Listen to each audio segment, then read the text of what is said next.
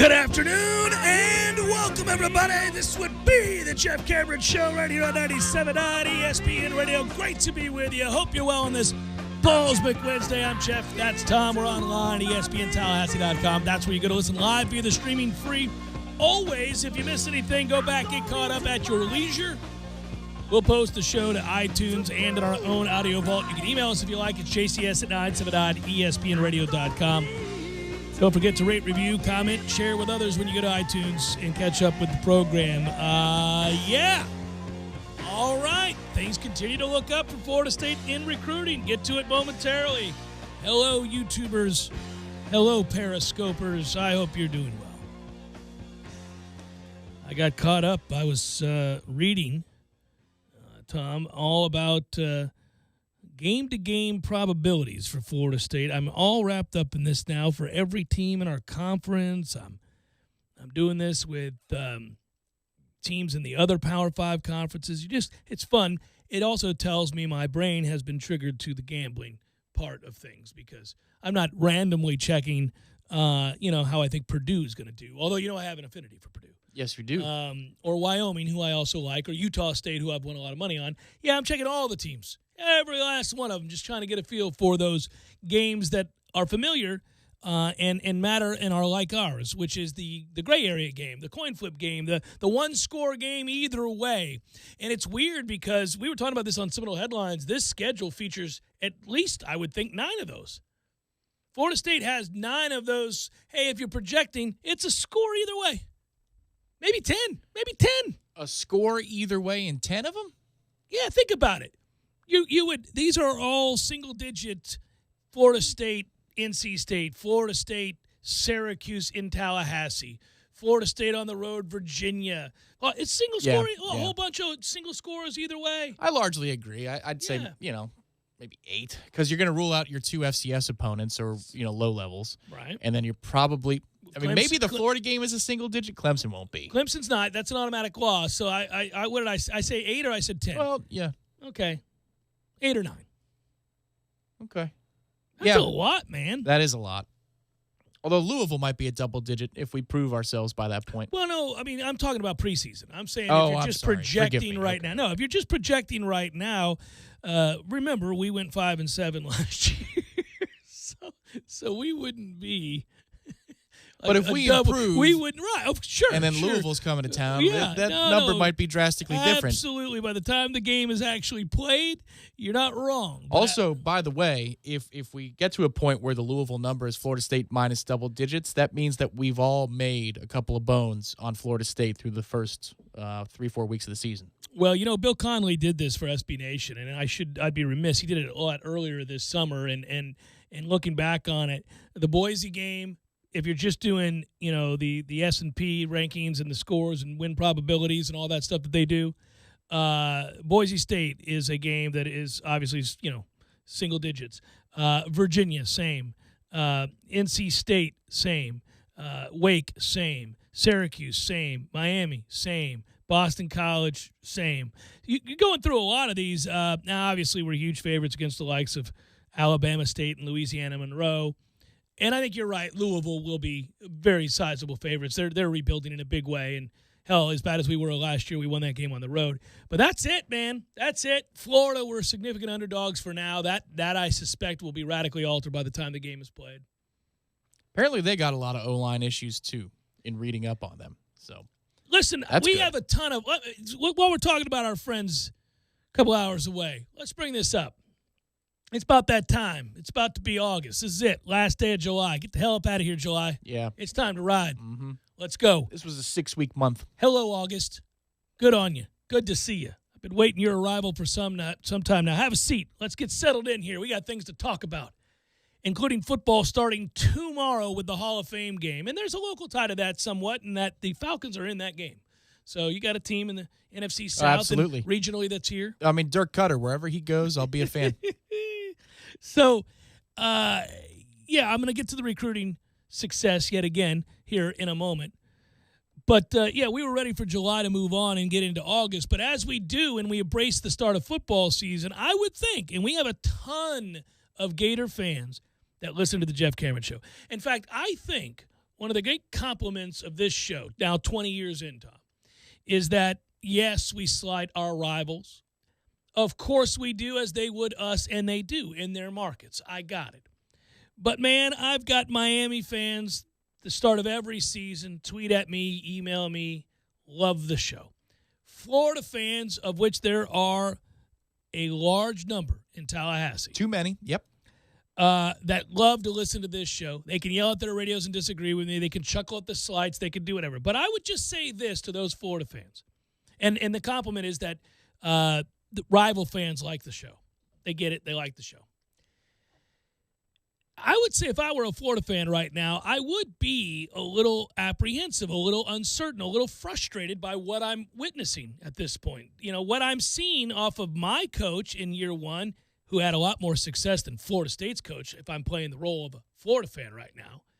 I'm saying, man, we got the right guy. Look at us already. Product on the field year one, much, much better. We're out here winning 10 games, kicking Michigan's ass at the end of the year, doing all the things we need to do to propel us towards our rightful place atop the SEC East. We're going to get there sooner rather than later. Yeah, we got a ways to go in recruiting to catch Georgia, but that kind of season is the thing that makes all the difference in the world, and momentum will shift, and we'll get there. That's what I thought if I'm a Florida fan at the end of last season. Meanwhile, I, of course, pointed my finger at Florida State and right in my own backyard because I'm a Gator living in Tallahassee for the purposes of this role-playing game, and I'm going, these poor sorry asses.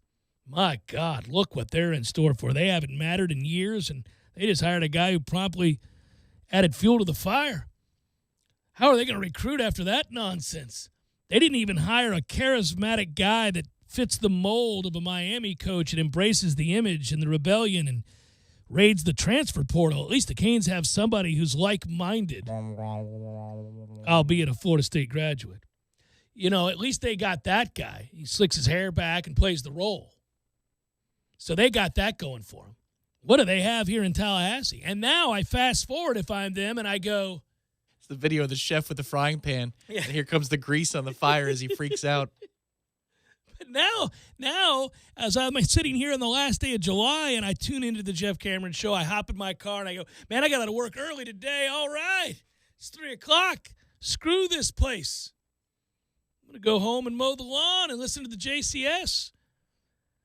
And yell at my wife because I'm playing the role of a Florida fan. Right. Maybe I'll go to the pool hall. Yeah, who knows? Drink some domestics. Smoke some cigarettes. All right, Truck, good to see you. So then there they are, and that's the thought process. And then I tune in and I think, man, they got another nice player. What is this guy doing, gaining momentum and recruiting? Meanwhile, my Slappy over here can't even, off of a 10-win season, manage to keep kids committed. When was the last time we said something nice about our guys? This feels like it's falling apart down in my hometown, down in Hogtown, down in Gainesville, where I wish I could be, but I'm not. I'm here in the capital city, stuck, surrounded by these people I thought I was going to spend a summer making fun of, but they've got all the momentum in the world, and we're flat on our face. And last night is yet another addition to a already sterling class, based on a 5-7 season anyhow. That's the way I feel like August is talking. He's neck and neck with us, and he went 5-7. Because if you What's look at he the different gonna do services, when he wins a few games? We're dead in the water. We're screwed. What they say to themselves is there'll be a disaster again on the field, and we'll be buttoned up, and we'll just have to recruit by the product on the field, not by the substance of what we do when we're in living rooms. We've got a doofus who wears his slacks too high, shirt tucked in with a belt that doesn't match, and shoes that make him look like he's 68 years old, and he can't wait to get to the salad buffet at 5 p.m. Yeah, it's a toughie. It's a toughie. He teaches freshmen environmental science at the local high school. Home ec. Home ec. He's also the first sub in the other classrooms. Yeah. Oh, we got where the kids go, all right, awesome. We won't listen to a thing this guy says. What's he going to do? He's got no backbone. Look at him. Anyhow, that's kind of how I feel as we get into August. And then I say this, congratulations once again to the Florida State staff, this time around for getting a yes from Jalen Knighton. He commits to Florida State, and he was the top target on the board for us at running back. There's no doubt about that. They get the deal done, and look, for me, I go to the composite rankings just to avoid, some of the arguments. But here he is. He's top 15 in the state in looking at those rankings, and we know what a talent-rich state this is. Moreover, Florida State is able to beat out the likes of Miami, Alabama, Oklahoma, Clemson, Ohio State. Okay, that's a veritable who's who of college football, save for Miami. They don't really count in that mix. An Ohio State program that was considered to be close to a lock for his services not that long ago because of late momentum that they had generated. But, the whole thing was, is he going to show up on campus? Probably not, but you never know. Then, oh, my God, he's on campus. Whoa, he's staying a long time, and he loves it here, and it's all done. It's funny. Things can flip very quickly in the recruiting game. 20 commitments for Florida State at this point, and a recruiting class off of a 5-7 season that, I guess, double digits when it comes to blue chips is what you would say. They are just outside the top 10 in some categories. Some have them in the top 10 in recruiting right now. They're in the same neighborhood as teams that had much better seasons and much more seemingly on the surface stability in play for them. And that shows you, as we've said repeatedly, sort of the prowess of this staff and Willie Taggart's strength in recruiting to be able to do that and put together this group despite just a bitter campaign a year ago, bitter disappointment, is a good sign, but only if you can capitalize on it by A, procuring the actual signed on the dotted line commitments as opposed to the verbal, which we think will happen. They haven't had a decommit yet.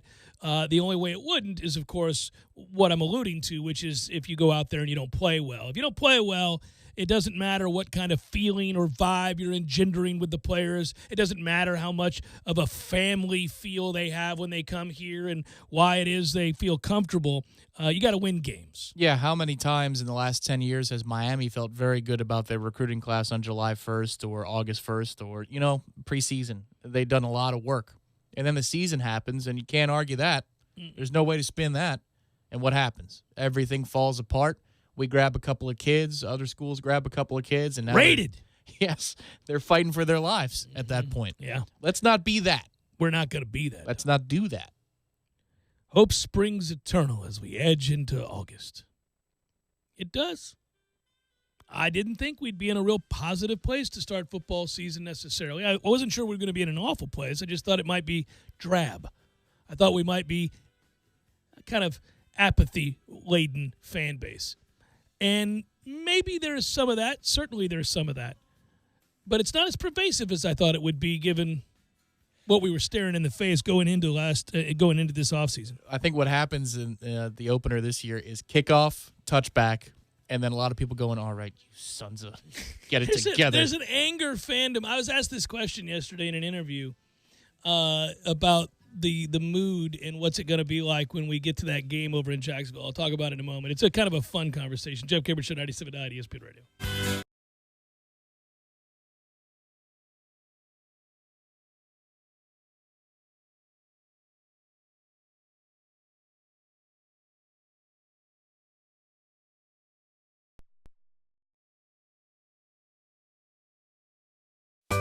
Sorry, boys, I did not have time to pack. We got this. It's right here, guys. We got this. I thought I could handle it. We got this. Moving doesn't have to be a hassle. Call us first at 2 Men and a Truck. No matter the move, home or business, we'll make it a smooth one. I forgot something. We got this.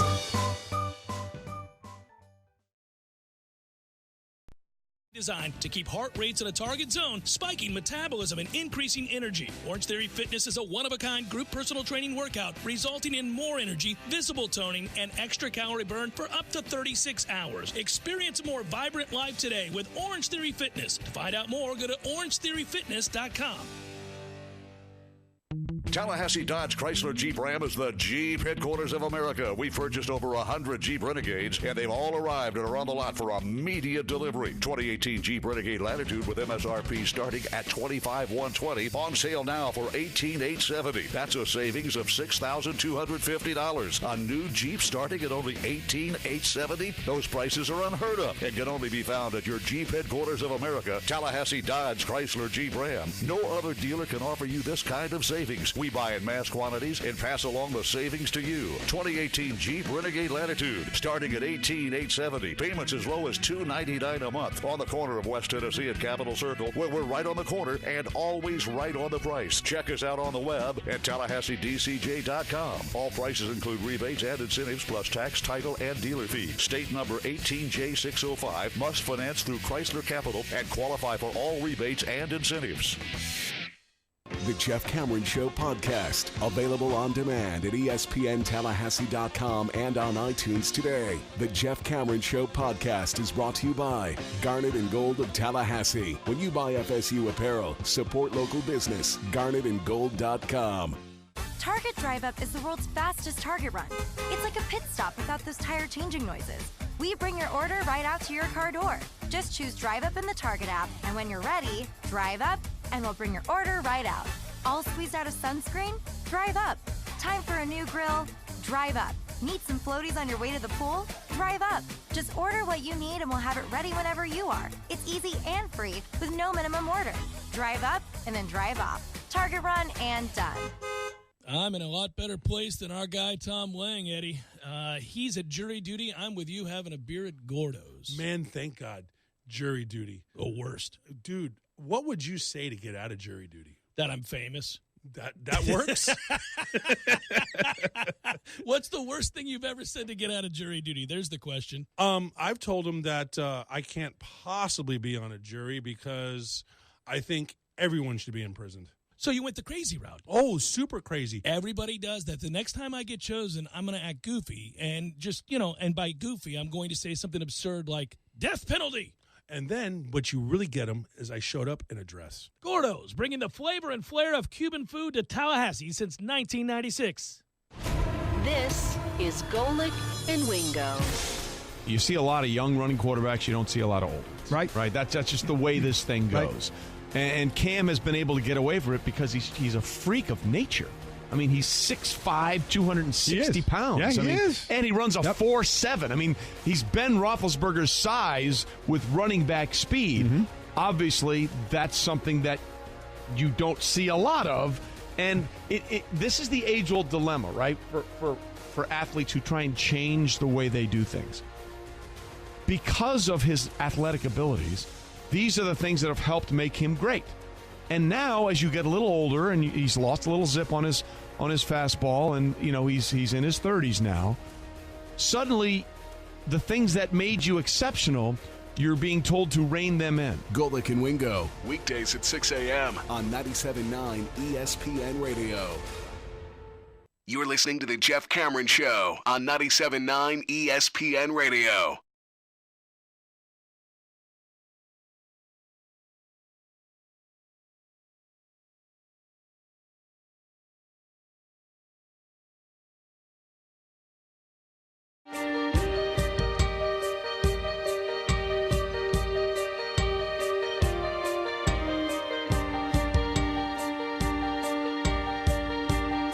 Yeah, as we get closer to Jacksonville in that game, you think about where your head's going to be at.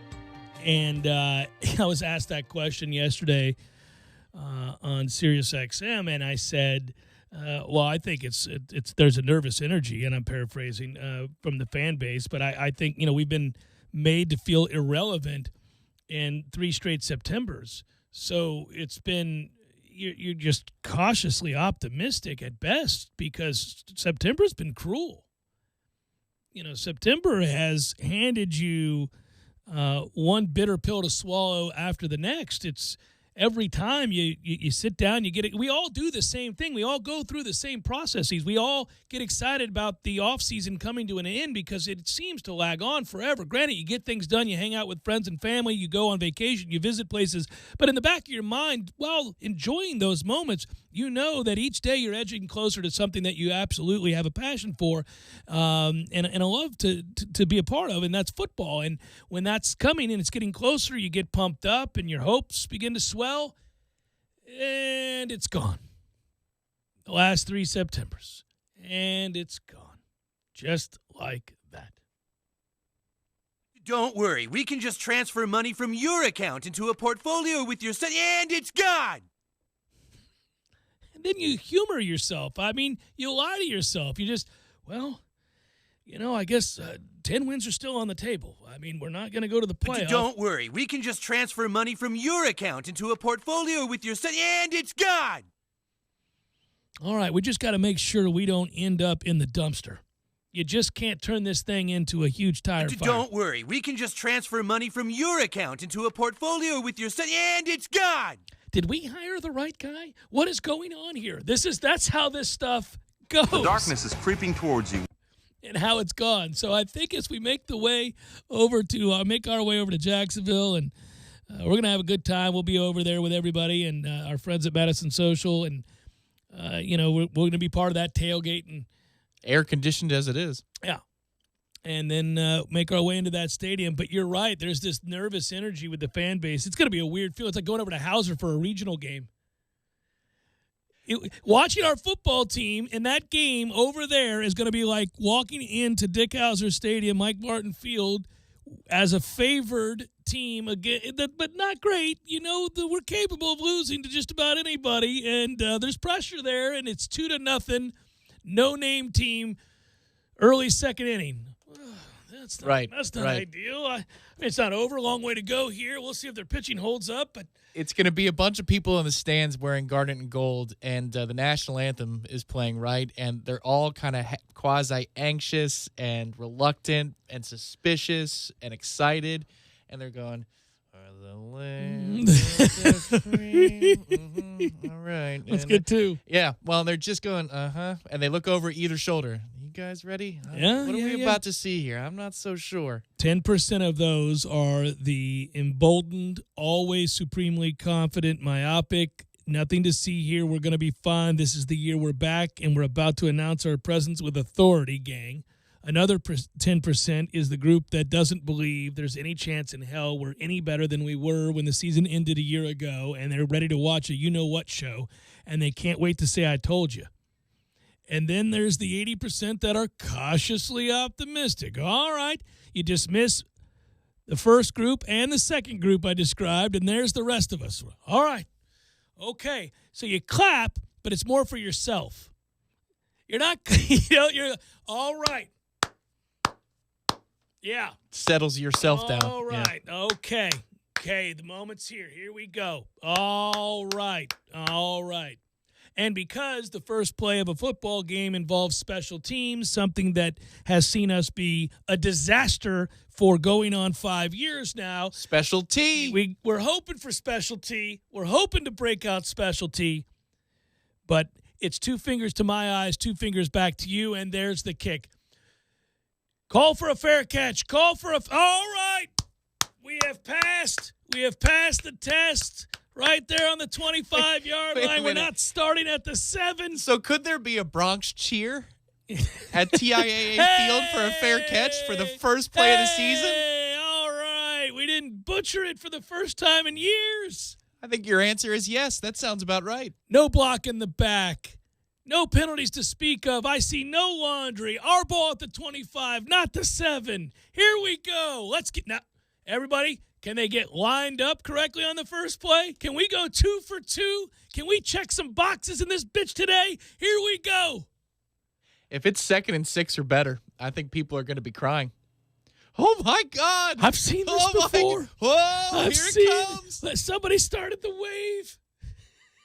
And I hate the wave. This reminds me of I'm Jameson Pitt. It just feels right. That's a first down. Woo! Now we're at the 35. You were checking over your shoulder all day long at your friends at the tailgate, and you're going, okay, these drink tickets are great, but how are we feeling today, guys? Yeah. And instead, now you're looking over their shoulder saying, are you seeing this? Man. You guys seeing what I'm seeing? Yeah, so We got some push in the interior, boys.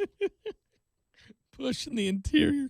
A run up the middle on first down that gets 3, and we're fist bumping next to each other. All right, a little 2nd and 7 for that ass. All right, let's go. Oh, look, we're lined up. Here we go. Those guys are seniors. We're moving them. Oh, wouldn't that be fun? It can't get here sooner. It can't get here soon enough. It's the curse of, I was talking about this today with Tom Block and Keith Jones, who you hear tonight on Front Row Knowles when this show concludes, and we were talking about that this is the week. This is that week that just, damn it, man, because you go to Charlotte and you get all the feels because you're talking to the coaches and players and the representatives from each market of the ACC. So you get a real feedback and a sense for the footprint of the ACC, and you kind of gauge where they're at and what you think is possible, and that gets you excited because you're surrounded by football talk, surrounded by football people, players, coaches, and administrators, and that kind of fuels the fire for the shows that come right after it. And then there's this week, hurry up and wait. Here we go. I was ready this year, though. I was ready for it. You embraced the initial surge, and then you backed off. I knew it was coming. I was mentally prepared. Happen. It's going to be, one of those things. It's part of the business. Find something else to do. My baseball team, no good, so I'm not gonna find anything there. No solace. No solace whatsoever. Waits with the Mets or the Pirates. Even though they're beating up on a bad part of the schedule, whatever. I'm not getting invested in that. That includes us on that end, yep. I'm going to read up on recruiting and previews for other teams. That's what I've done. And with my football time, it's about the recruiting and the other teams. And you know what? SNL did a great job of getting us over the hump a little bit into today.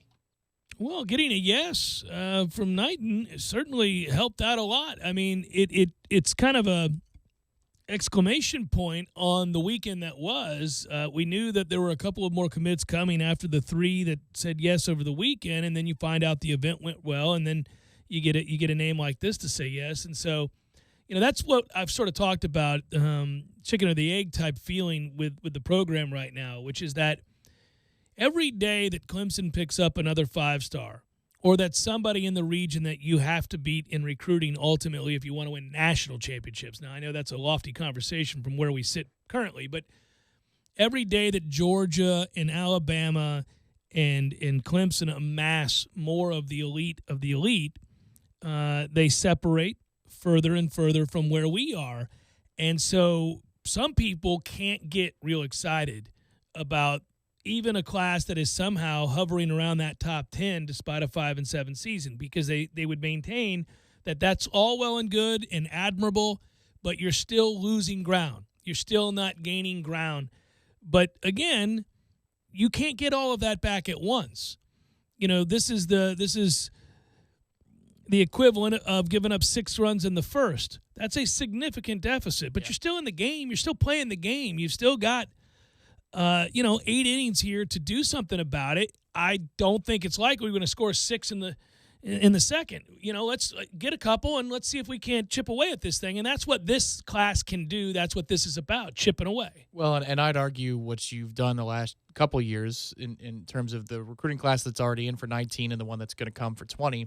It's diminishing returns for Clemson. I mean, thankfully they can't put 15 on the field, because if 22, they could, that's right. Right. There's only 11 on the field for each team at a given time, and they might have more depth than they've ever had before because of the way they're recruiting. That's problematic, yes. And that is problematic, but let's get to a point where we're just closing the gap for the starters, and then we'll worry about the depth conversation, because that's where the diminishing returns comes in. Let's see if we can't catch them and play with them for a quarter or two, both sides of the ball. Last year we gave great effort, and then the first bad thing that happened, it all fell apart. But let's do that more legitimately than them sleeping through a game and then waking up and deciding to score 55 points. Now we got to play. Yeah. All right, let's wake up. Hey, before we get you caught up with a little local sports center and all that good stuff, let me remind you about my experience up to this point since coming on board with my friends at Orange Theory Fitness. By the way, on our website right now, ESPNTallahassee.com. Go to ESPNTallahassee.com. Your opportunity to win 10 free classes. Got to answer a couple simple questions, just basic information that they want to know so they can send you some ways to save a lot of money if you do choose to go to Orange Theory. And we've already had a winner. They've come and got their swag and their 10 free classes. I went to the open house this past weekend.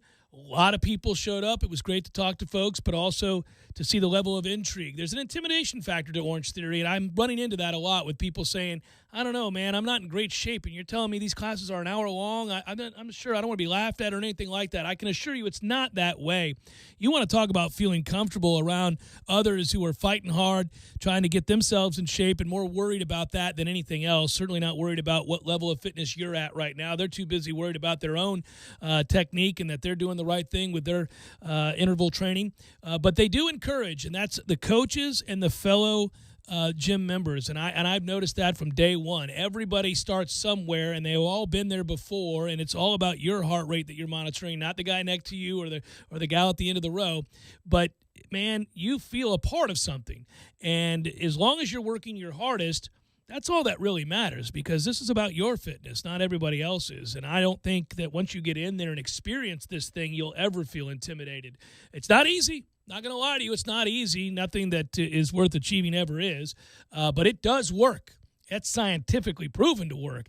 And me and my wife both go. She loves it too. And for a lot of the ladies maybe out there listening, concerned about it as well, my wife has had some ankle and foot problems over the last several years, and she was worried about where she would be at with her fitness level. But she's overcome that, and they will cater your workouts, as you would expect, to overcome any kind of orthopedic problems you might have or anything like that. So give them a try, orangetheoryfitness.com. I'm most assuredly happy with my choice to partner with them.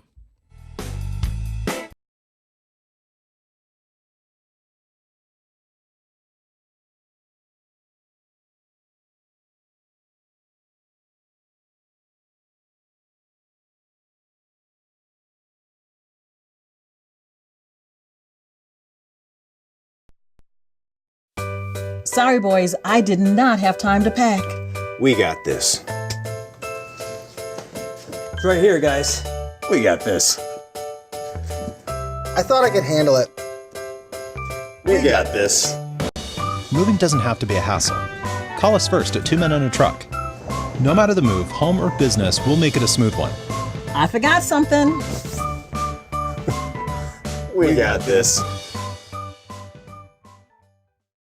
Their outfield and help their power production this year, perhaps help them in the playoffs. And Franmil Reyes, a big-time power hitter. He's got just a year plus in the big leagues. He's a DH, really, but he'll be part of their lineup for years to come. Buster on Golick and Wingo. Also from Passon, Rays filled their search for a right-handed bat, acquiring first baseman Jesus Aguilar from the Brewers for right-hander Jacob Faria. Cubs dealt catcher Martin Maldonado to the Astros for utility man Tony Kemp.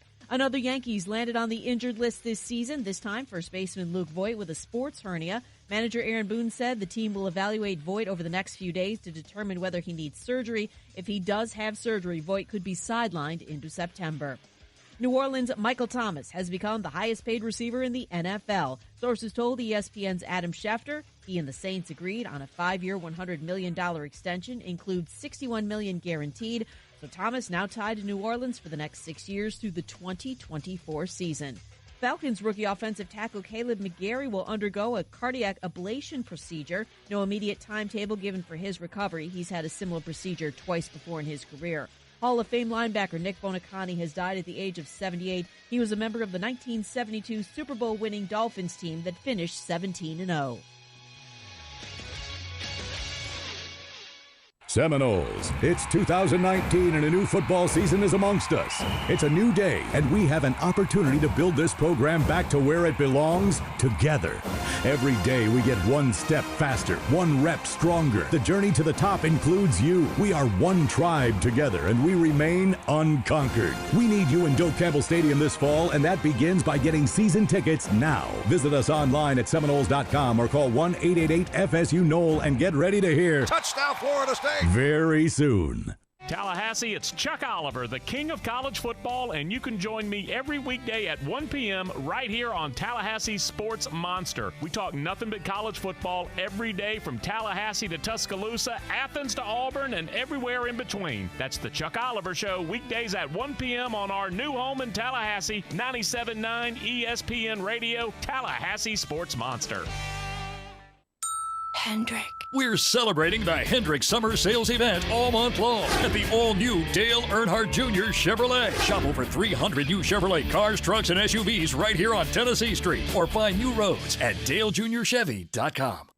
Tallahassee loves the corner pocket as much as a crystal ball winning catch. He's looking, he lost it to the end zone. It's Benjamin! Touchdown!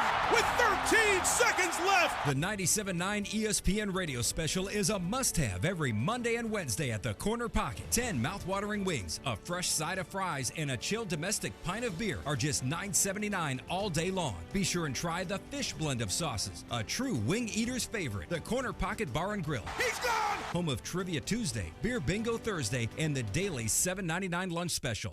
Don't wrestle alligators. You can't reason with them. There are plenty of other things to juggle besides chainsaws. Choose anything else. And when it comes to milk, always trust the smell test. These have been some live-long tips brought to you by the Florida Lottery. With the Week for Life scratch-offs, you can win up to $5,000 every week for the rest of your life. So you just have to live long and win on. The Florida Lottery. It's your ticket. Claim it. Must be 18 or older to play. Play responsibly. It's Golick and Wingo. Dude, Jerry, you built the team and you picked Ezekiel Elliott 4th overall in the draft in 2016 to be exactly what he is and give you the production exactly what you wanted.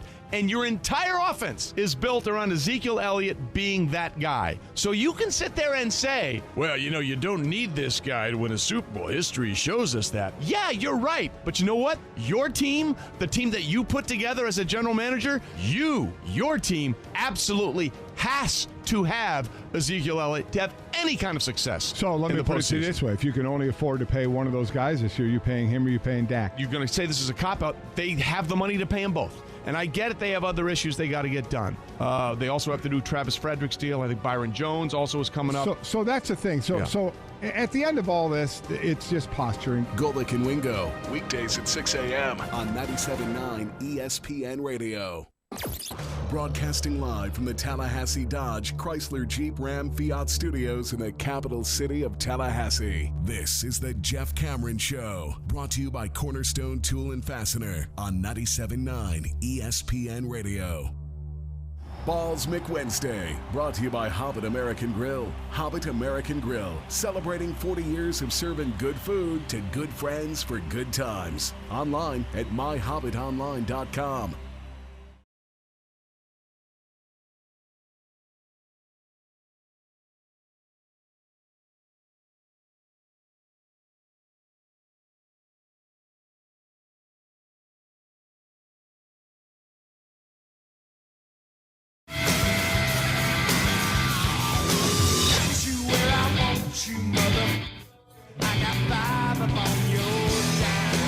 So, by the way, I know you were out sick on Monday, but it was a fun game that I played with Matthew, and it's worth revisiting because of a couple of comments from the coaches and NFL scouts and executives that contributed to the 55 coaches and executives ranking the NFL starters for at quarterback and the tiers that they're in. I don't know if you heard any of that on Monday, but it was a conversation that we would have. And Jameis was not in tier 1 or 2. He was in tier 3, and that stands to reason. Obviously, the tier 1 featured Aaron Rodgers at number 1, followed by Tom Brady. Not shocking at all, obviously, with those two. Drew Brees in that group as well. Go along with Patrick Mahomes, who for the first time enters tier 1 with the eye-popping numbers that he had as a Chiefs first year's full-time starter. He was absurd. Andrew Luck was on this list, and it's interesting because obviously it's taken a while for him to get back and be healthy. But he missed the 2017 season, and that puts a crimp in your style just a little bit. But he's also a guy that has got to cut down on turnovers as well. Those get somehow ignored when he's talked about for some reason. But Phillip Rivers in that list as well as a tier 1 player. Ben Roethlisberger, a tier 1 player. And then they rounded it out with Russell Wilson as a tier 1 quarterback. Then from there, the tier 2 quarterbacks, and I won't go through all these, but that's your boy Matt Ryan right at the top of the tier 2 quarterbacks. He's not a tier 1 anymore? Holy cow, they woke up. No. Carson Wentz was on that list. Of course, he's had a myriad of back injuries and other problems. Got to play a season first. Matt Stafford, surprisingly, was on that list too. He slipped from where he had been in the previous year's list. One GM noted, I still think he's a 2. He has the talent of a 1, but his production's a 2. He hasn't won as much as they had hoped for, but I think they haven't helped him a lot. Last year, they traded his best receiver away. I just think he's talented. I think he's a competitor. He's tough to prepare for. And they go on to talk about certain looks he flourishes in if they just gave him a little bit of help. Okay, well, his talent is, from an arm strength standpoint, unquestionable. It's true. I just went back and looked at Luck's numbers from last year. He deserves to be in that tier, the top tier. There's no question. 39 to 15 touchdown to interception ratio. He was great. I'm just talking about his career turnovers. Yeah. Deshaun Watson is in that list. It was on that list. Jared Goff was on that list. Really? Yeah, kind of was surprised by that too. It's interesting to read this quote from an anonymous head coach. Well, his coach was feeding him a lot of stuff from the sideline, which probably hurt him down the stretch. He'd be a 2.5 guy for me. Against 90% of the teams in the league, he's probably a 2 or a 1. But against the tougher teams where he has to rely on his own ability to read, he's not quite there yet. I enjoy hearing them point out that he's not exactly out there as a Mensa reading defenses. His coach is reading them for him. No, but his efficiency is off the charts. And the one number that pops out, I was just looking at Luck's career numbers, and his yards per attempt last year was in the mid to upper 7s. Air yards attempt and yards per attempt for Goff last year are huge. 8.5 for air yards attempt and 8.4 for yards per attempt. I mean, those are big numbers when you're talking about 64.9% completion percentage and a quarterback rating of 100. That means that things may be schemed open, but he's not afraid to get the ball down the field, and he's got the arm strength to do it. Baker Mayfield is on this list already. No voters, of course, placed him as a top-tier quarterback yet. I don't know how you could, but he got enough votes to slip into the Tier 2 for now. Of course, a lot of that is based on the potential. And then we get to Tier 3, where Jameis Winston resides, alongside the likes of Cam Newton, who has fallen to that level now, oft injured and having lost arm strength. Kirk Cousins on that list. These are all the guys you would think. I'm curious about this, given the promo we just heard heading out of the break. If you had to pay Ezekiel Elliott or Dak Prescott, who would you pay? Ooh, that's a good question. How long am I paying him for? 5 years? Yeah, you're locking him up. You're Well, the fact that I have to think about this says all you need to know about Dak Prescott, right? He feels like an average quarterback. Yeah. He feels very much like an average quarterback. Certainly the numbers reveal that to be true when Ezekiel Elliott's not on the field. It's a little unfair because that's true of any quarterback who has a weapon like Ezekiel Elliott coming off the field. Let's say, you're going to be made to look a little bit more pedestrian if you don't have a guy of that magnitude in the backfield. So he's going to take a dip, but he certainly is good enough to make the plays that are there for him if everything else around him is right. And I guess that fits Tier 3 like it does for Nick Foles. Yeah. They get to Jameis Winston and Jimmy Garoppolo, who were still, I think here's the thing with Jimmy Garoppolo. Why is that even fair to have him on the list at all? Anywhere on the list? No, he shouldn't be on the list. That's an NA, right? I mean, yeah, you just don't have enough there. I mean, there were so many things he did in a real brief period of time in a lost season of 2 years ago in the way of comebacks late and showed his mettle. But then, he missed an entire season and has never played a full season at quarterback. How can you know? Boy, if there's one thing I'd argue for Dak, I'm just looking at his numbers. If I was trying to be an advocate, maybe an agent for the next contract, right? He was sacked 56 times last year. Compare that to his rookie season when he went 13-3 with that team, and that was the offensive line, around the world. He was sacked 25 times that first year, his rookie season. And even with being sacked 56 times, he completed 67% of his passes for 22 touchdowns against 8 interceptions. He was careful with the football despite being hit all year long. That's impressive. Yeah, That's he understands the value of not turning it over. It's the very thing they're trying to get out of Jameis, and what people have wanted him to understand, that live to fight another day is a mantra you need to live by. Well, and the sack totals in his 3 years in the league, 25, then 32, then 56. I mean, that's crazy, and he still ran for 300 yards last year on top of all that. There's something to be said for the toughness there. Thought it was fair the way they went about assessing Jameis, which is that you brought this guy in to kind of save your franchise, but in order to do it, because he's a risk taker who wants to get the ball down the field, he would likely excel if you put a strong defense on the field and a decent ground game in order to facilitate a more conservative approach, right? But instead, they didn't do that. They said, here you go, kid. You have no running game, a terrible defense. You're going to be trailing by a lot often. Go win it. And there's been good and bad because of it. He's put up huge numbers at times. He's also turned the football over a lot, some of which are obviously his mistake, trying to force things, but others are born from circumstance, which is that of being behind on the regular. They bring in Bruce Arians, and Arians wants to have a running game and more balance. And one GM said it's going to be interesting. I think Jameis is the closest thing we have to Ben Roethlisberger in terms of their playing style, both huge dudes, who, when you try to sack them, you find guys often falling away, can make things happen off the script for sure, but need to cut down on turnovers. That's there you go. I think that's an apt description. Now, from there, because he's a contemporary and because there was once real high hope that he was going to be the guy, Marcus Mariota, those two come in together. And I've been curious as to what the league thinks, because he's had moments where you believe in him, and moments where you go, refuses to throw the ball down the field, moments where you say, how can I like a guy who never plays? He's always hurt, injury prone, not his fault, doesn't matter. I need a franchise quarterback to be on the field. In an era in which the league protects the quarterback and goes to great lengths to do so, he still gets hurt incessantly. All of these things you wonder about, and this is what you get. He enters his fifth-year option season. He has two questions. They are, is he good enough to be a long-term starter? Can he ever stay healthy enough to play consistently? Quote, I think they're going to be looking for a new guy next year, said one GM. He can't stay healthy. I still question him in the pocket, too. He's been disappointing. Another GM said he was concerned for Mariota's career at this point, even though Mariota owns one more start than Winston does. Now, they talked about the suspension for Winston. And the benching. And the benching. He's like Lamar Jackson to me, said one secondary coach. This guy could be good if they have a really good defense and if they run the ball.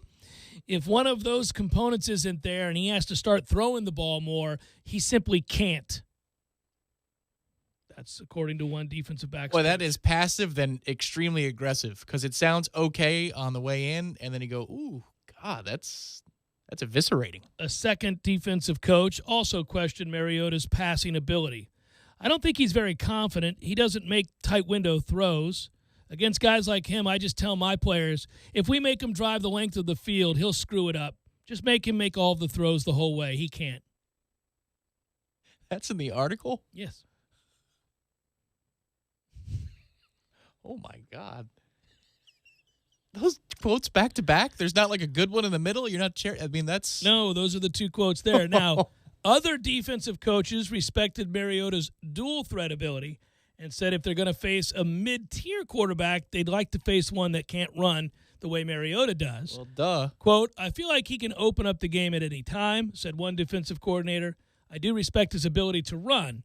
He's been hurt, and that drops him down a little bit, but he can break away at any time. You have to change your game plan when you face those kinds of guys. Even the compliment isn't exactly rousing. There's no... They've had plenty of time to look at the film, these defensive coaches, and they say, boy. I've said this before, man. Guys, can you score 13 this week? No, see, he can run around and score 13.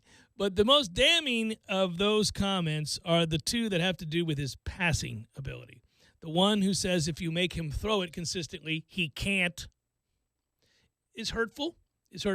And then the idea that if you make him drive the field, he'll screw it up. That's a toughie. Well, he did have the benefit of having a defense and a running game. He had all the advantages from day one. Mm-hmm. Silver spoon. He was the silver spoon in his mouth quarterback. He had the Matt Ryan advantage to the beginning of his career. Did have moments, however, where he did shone through. He had these moments where you thought, it's a good game. He played well. He was also better under center right away than I ever thought he would have been. Much better. And I thought he would be good under center. I was the one who kind of coming out of college said, I like him a lot more than all the other Oregon quarterbacks I've seen because of the throws and because I thought he could adapt his game. And, it looks like I'm going to be wrong about him. The more I see him, the more I don't think he's going to be very good. He's Aaron Rodgers in waiting. Remember who said that? Yes, Tony Dungy. That's right, Tony Dungy. Mm-hmm. Hall of Fame head coach. Yeah. They are talking about one more thing that intrigues me as we enter this year, and that is where does Lamar Jackson land? And they have him, of course, as a Tier 4 quarterback. Injured reserve. He's an unproven player, and I have told you that from the beginning, I don't think he can play a lick. I'm going to stand by that. Can't play a lick. That's why they went and got Mark Ingram. They're like, all right, we're going to have to bludgeon people. And then off of play action, he's going to be able to roll out for 40 yards because they sell out to stop the run up the middle. They said that about him,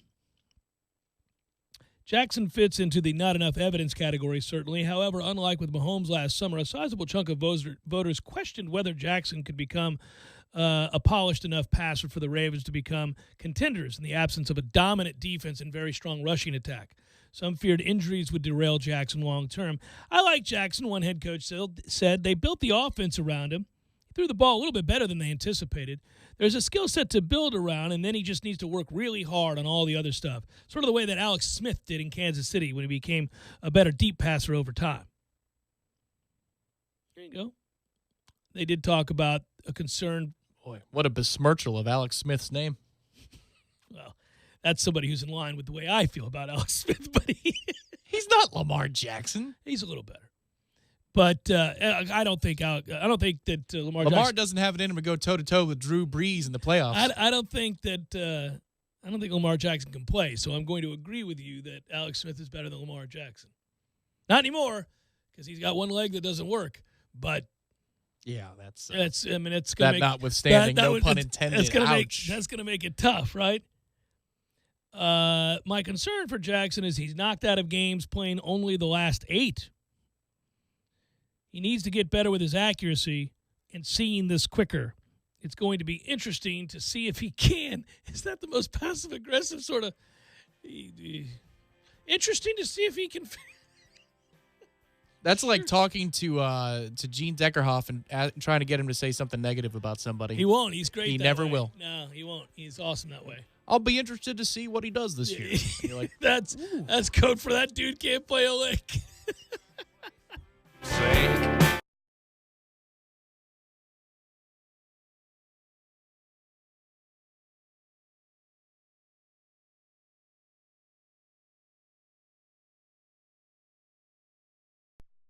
Sorry, boys, I did not have time to pack. We got this. It's right here, guys. We got this. I thought I could handle it. We got this. Moving doesn't have to be a hassle. Call us first at 2 Men and a Truck. No matter the move, home or business, we'll make it a smooth one. I forgot something. We got this.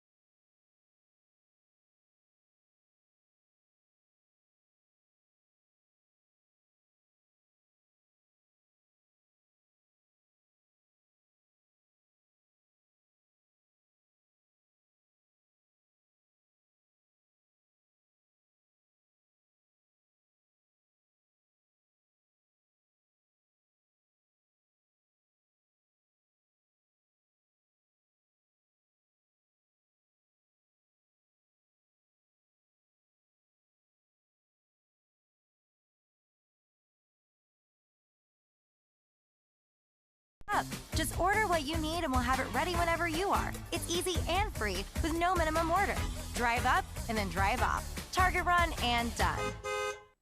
Hendrick. Get to the all-new Dale Earnhardt Jr. Chevrolet, a proud partner of the Hendrick Automotive Group. Shop the Hendrick Summer Sales Event all month. Find new roads in a 2019 Chevy Silverado 1500 truck, up to $15,000 off MSRP. Plus, get a 20-quart Orca cooler with the purchase of any new Chevy truck. New management, new buying experience, same Chevy. Come see us on Tennessee Street. Shop DaleJuniorChevy.com. Cooler valued at $199. Not all vehicles will qualify for maximum discount. Must finance with GM Financial plus tax, title, license, dealer installed options, and dealer admin charge. See dealer for details. Introducing Hardee's Charbroiled Double Deals for $2.49 each. Your choice of the double cheeseburger, the new bacon cheddar double, or backed by popular demand, the Hardee's Classic. They're double, the beef, triple, the options. You probably noticed the echo.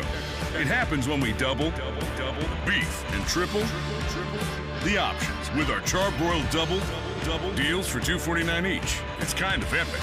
Hardee's, because it tastes better. Double the meat is compared to the small cheeseburger. Limited time only at participating restaurants. Price may vary. Tax not included. Pickens Tree Service has over 25 years of experience in cutting down trees and removing stumps in the Tallahassee area. While you may appreciate the beauty of foliage on your property, certain trees may pose a health risk to the owners. Pickens Tree Service will help you identify these potential issues and take preventative measures to remove the risk along with the tree. Just give them a call for a free estimate at 850-590-1833. That's 850-590-1833. Pickens Tree Service, Tallahassee, Thomasville, Quincy, Crawfordville, and surrounding areas. I'm in a lot better place than our guy Tom Lang, Eddie. He's at jury duty. I'm with you having a beer at Gordo's. Man, thank God. Jury duty. The worst. Dude, what would you say to get out of jury duty? That I'm famous. That works? What's the worst thing you've ever said to get out of jury duty? There's the question. I've told him that I can't possibly be on a jury because I think everyone should be imprisoned. So you went the crazy route. Oh, super crazy. Everybody does that. The next time I get chosen, I'm going to act goofy. And just, and by goofy, I'm going to say something absurd like death penalty. And then what you really get them is I showed up in a dress. Gordo's, bringing the flavor and flair of Cuban food to Tallahassee since 1996. See, very intrigued by the Dan Le Batard Show on ESPN Radio. There's an asteroid the size of a football field out there that's supposed to hit us before the end of the year. I don't think an asteroid the size of a football field is that big, is it? Am I wrong about 100 this? yards, huh? Thank you, Stugatz. I appreciate the help there on the length of a football field. You're always useful when it comes to the deep dives on science and space. The Dan Le Batard Show, weekdays at 10 a.m. on 97.9 ESPN Radio. Driving every day from the Tallahassee Dodge Chrysler Jeep Ram Fiat Studios. This is 97.9 ESPN Radio, WTSM, Woodville, Thomasville, Tallahassee. ESPN Radio Sports Center. I'm Christine Lisi. A couple of deals done ahead of Major League Baseball's 4 o'clock Eastern trade deadline. The Indians, in the midst of both the AL Central and AL wildcard races, traded righty Trevor Bauer to the Reds and will get outfielders Yasiel Puig and Franmil Reyes as part of a 3-team deal that also includes the Padres. This, according to ESPN's Jeff Passan. The Indians made the trade with an eye on the present and the future, notes ESPN's Buster Olney. Not only do we get value back, but we get guys who can help us win this year and into the future. Most notably, Puig will go into their outfield and help their power production this year, perhaps help them in the playoffs. And Franmil Reyes, a big-time power hitter. He's got just a year plus in the big leagues. He's a DH, really, but he'll be part of their lineup for years to come. Buster on Golick and Wingo. Also from Passan, Rays filled their search for a right-handed bat, acquiring first baseman Jesus Aguilar from the Brewers for right-hander Jacob Faria. Cubs dealt catcher Martin Maldonado to the Astros for utility man Tony Kemp. Another Yankees landed on the injured list this season, this time first baseman Luke Voit with a sports hernia. Manager Aaron Boone said the team will evaluate Voit over the next few days to determine whether he needs surgery. If he does have surgery, Voit could be sidelined into September. New Orleans' Michael Thomas has become the highest-paid receiver in the NFL. Sources told ESPN's Adam Schefter he and the Saints agreed on a 5-year, $100 million extension, includes $61 million guaranteed. So Thomas now tied to New Orleans for the next 6 years through the 2024 season. Falcons rookie offensive tackle Caleb McGarry will undergo a cardiac ablation procedure. No immediate timetable given for his recovery. He's had a similar procedure twice before in his career. Hall of Fame linebacker Nick Buoniconti has died at the age of 78. He was a member of the 1972 Super Bowl winning Dolphins team that finished 17-0. Broadcasting live from the Tallahassee Dodge Chrysler Jeep Ram Fiat Studios in the capital city of Tallahassee. This is the Jeff Cameron Show, brought to you by Cornerstone Tool and Fastener on 97.9 ESPN Radio. Balls McWednesday, brought to you by Hobbit American Grill. Hobbit American Grill, celebrating 40 years of serving good food to good friends for good times. Online at myhobbitonline.com.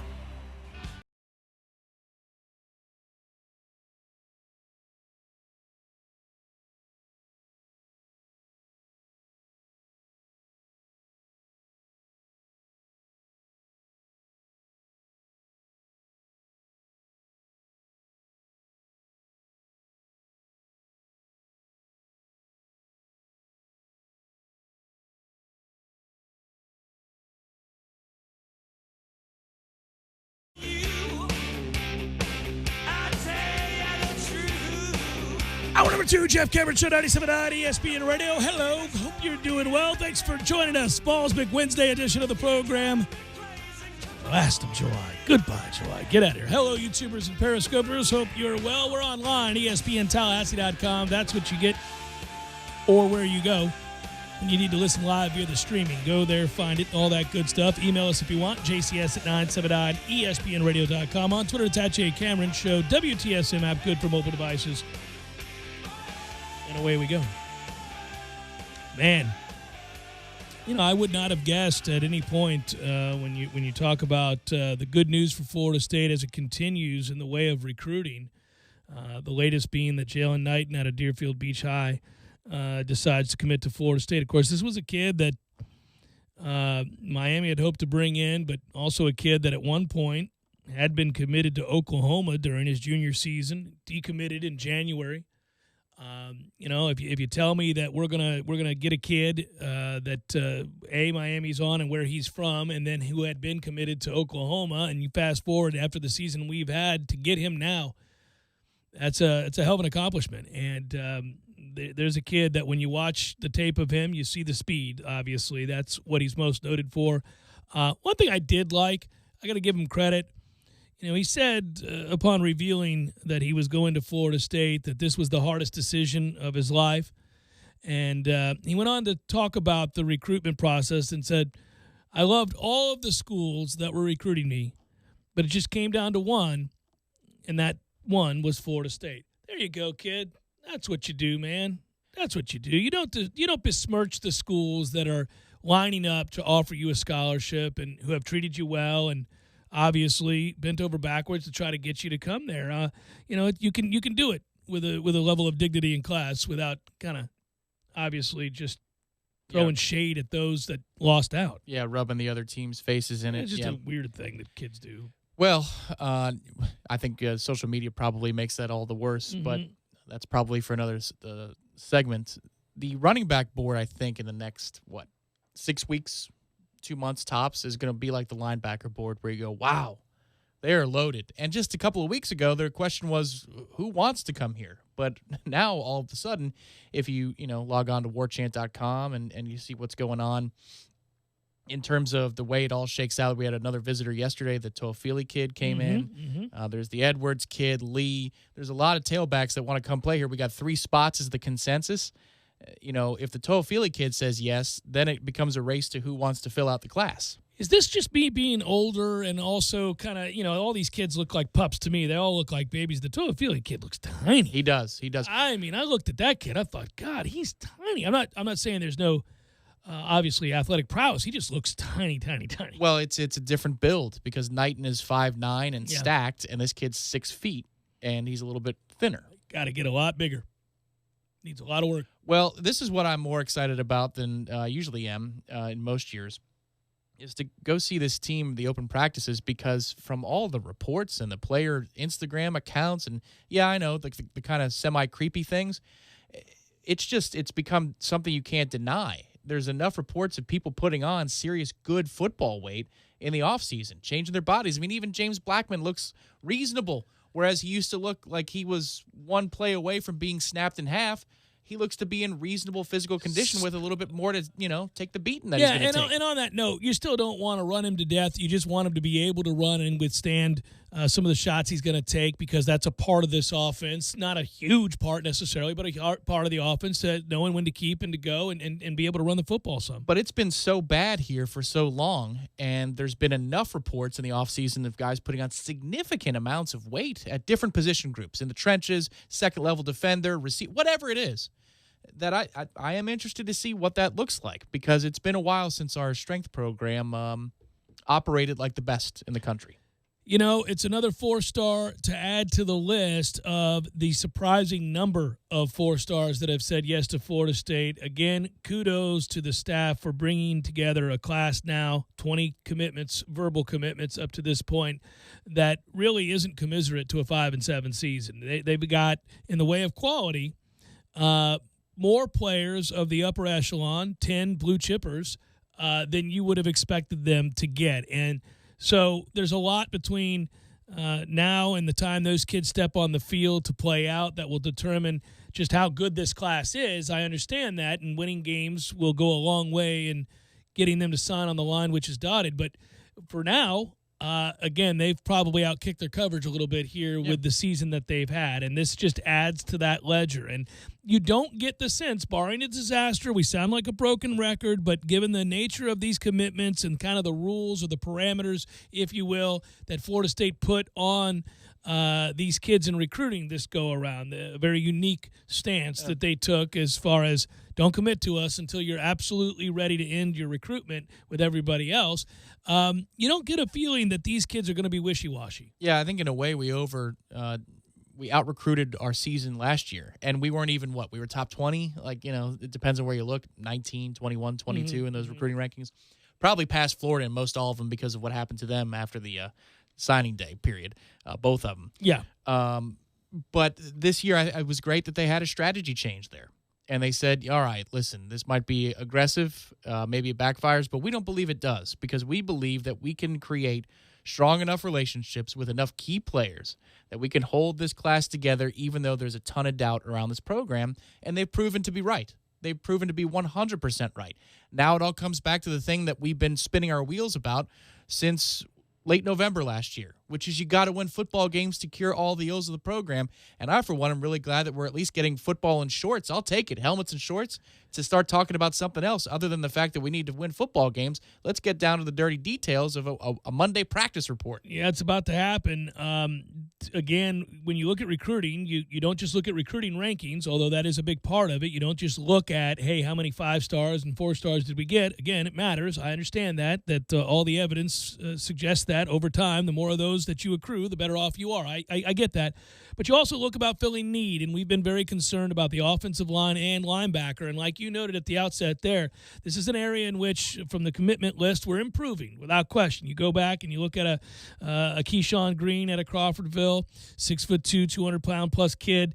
He's a linebacker that said yes. Steven Dix is one everybody's really excited about out of Orlando, big, strong kid there. And then I began to kind of find my eyes drawn to LBOL over and over again when I looked at this list, and the fact that it's begun to get a little bit more littered with those players, I get excited. The Zane Herring kid out of Madison, 6'5", 310 offensive lineman. Another linebacker in Jalen McCluster, the kid that I talked about last week or a couple weeks ago out of Largo. You remember that conversation. He says yes to Florida State as well. Another offensive lineman, the Alex Atkovich kid, 6'5", 286 pounds. Bradenton. You got Lloyd Willis, Manny Rogers, Thomas Schrader, all recently saying yes. Offensive lineman there. I know I'm forgetting a few, but we've done well in areas that you've got to stockpile some talent because we've been so lacking. We do believe that at least at linebacker this year, that group is going to be better suited. Now, they don't have the quality depth that you'd want. That's what this class hopefully will do. But we do believe they're going to be improved with guys like Jaleel McRae and Amari Gaynor. Well, and you bring in somebody like a Kalen DeLoach in last year's recruiting class, right. and he is a modern-age linebacker type. If you talk to people who have followed, these players on the recruiting trail through the 7-on-7 circuit, he's somebody who can cover in space. I think, honestly, if you look at the depth chart next year, you're going to feel like we are deep. at that position because of the development of the true freshmen coming in, and they will be now sophomores or redshirts themselves. What we do in the 2020 class, we're going to have true depth there. I think that's just as long as, again, we don't go crashing into the side of the mountain and we have a great purge, that position is fixed, for a lack of a better term, and that's great.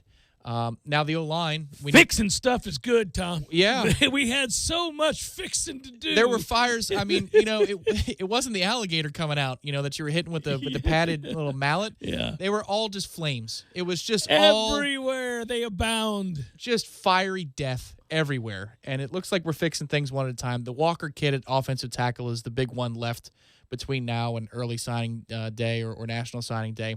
And then you hope that you attract either JUCOs or some kids to flip because you're winning football games. And Clements is flashing. That only happens if you're winning games early on. But there is one apple of our eye still left on the offensive line board, and it's Isaiah Walker, I think. But he's the tackle. He's a consensus 4-star player. It's going to happen, buddy. They're going to come out, and they're going to win those 2 questionable games early. That's actually where it all starts. They're going 3-0 to start? This is where it all starts. The confidence needed to compete at a higher level and win games that so far you probably deep down in places you don't like to talk about, don't believe you can win, comes from winning 2 coin flip games early in the year. Now, do you have to in order to go on to have a good season and get those players? No, you could go 1-1. I think most people would project them to go 1-1 in those games early in the season. Of games that I'm talking about, obviously Boise State, the opener, and then the 3rd game of the year against Virginia. These are toss-up games. You'll be a slight underdog on the road against Virginia, maybe a significant underdog on the road to Virginia if you lose your first game to Boise State. If you win your first game against Boise State, let's say, might be a pick-em at Virginia, might be a slight underdog. Like I said, I don't really see a scenario by which, unless Virginia falls on their face early, I don't know that there's a scenario where we're going to be favorites to go on the road against Virginia and win that game at night. People really believe in Virginia. They're the coastal favorites, got a good defense. And you have to a 3-score win in week 1, and then you just do what you're supposed to do week 2. It's 62-7. You pulled your starters. But if you want to capture even greater momentum than they're seemingly able to do right now, obviously, again, against tall odds, they've been able to do that. Go win those 2 games because those are coin flip games you most certainly would have lost a year ago. Against anybody who had a pulse last year, we weren't any good. Save for BC. Yeah, that's like the best performance of the season. And you won on a last-second sort of lucky. It's a little lucky. Situationally lucky. BC choked. Yeah, that's my man. That's me being kind to the pastry. My man, it does. He will choke it up against Florida State, man. He's done it more than once in his career. Situationally lucky. That's how I'm going to put it. But Terry will do that to you now. If we keep our quarterback upright, I can't. The Tamori and Terry numbers, whoo. And the one, there are a lot of things that we talked about. That's a good ball that James throws too. That's one of his hot spots on the field. No, he's going to be fine with that. I'm just going to tell you, coming out of Charlotte for all of our chatter about the good, the bad, and everything in between, there's no doubt anybody that interviewed Tamori and Terry came away with one. The impression that kid's shy and needs some work with the press. Yeah, he does. He was there. They'll get him plenty of work. He's going to need it if he has the kind of year that he projects to. And then 2, he's not lacking confidence. Any chance he got an opportunity to talk about the scary Terry mask coming out and the kinds of things he thinks he's going to pull off this year, he did. And I don't mean that as a slight. I thought it was timed well. When asked certain questions about his game, he was willing to let you know, yeah, I can play.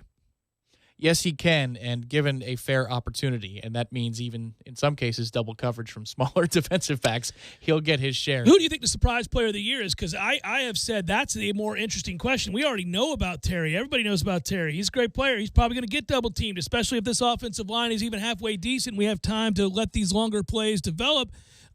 You've got so much talent at the skill positions that really you didn't make a lot of last year because plays were broken up so quickly. Whether you're talking about Trayshawn Harrison or Keyshawn Helton, obviously, if you're just looking at receivers, do you finally get the kind of season out of a Keith Gavin? Does Ron Dugan's come in here and instill some confidence in that kid catching the freaking football with consistency that he hasn't been able to do, hasn't been able to show in his time here? Because body type-wise, obviously, we've thought the world of him from day one.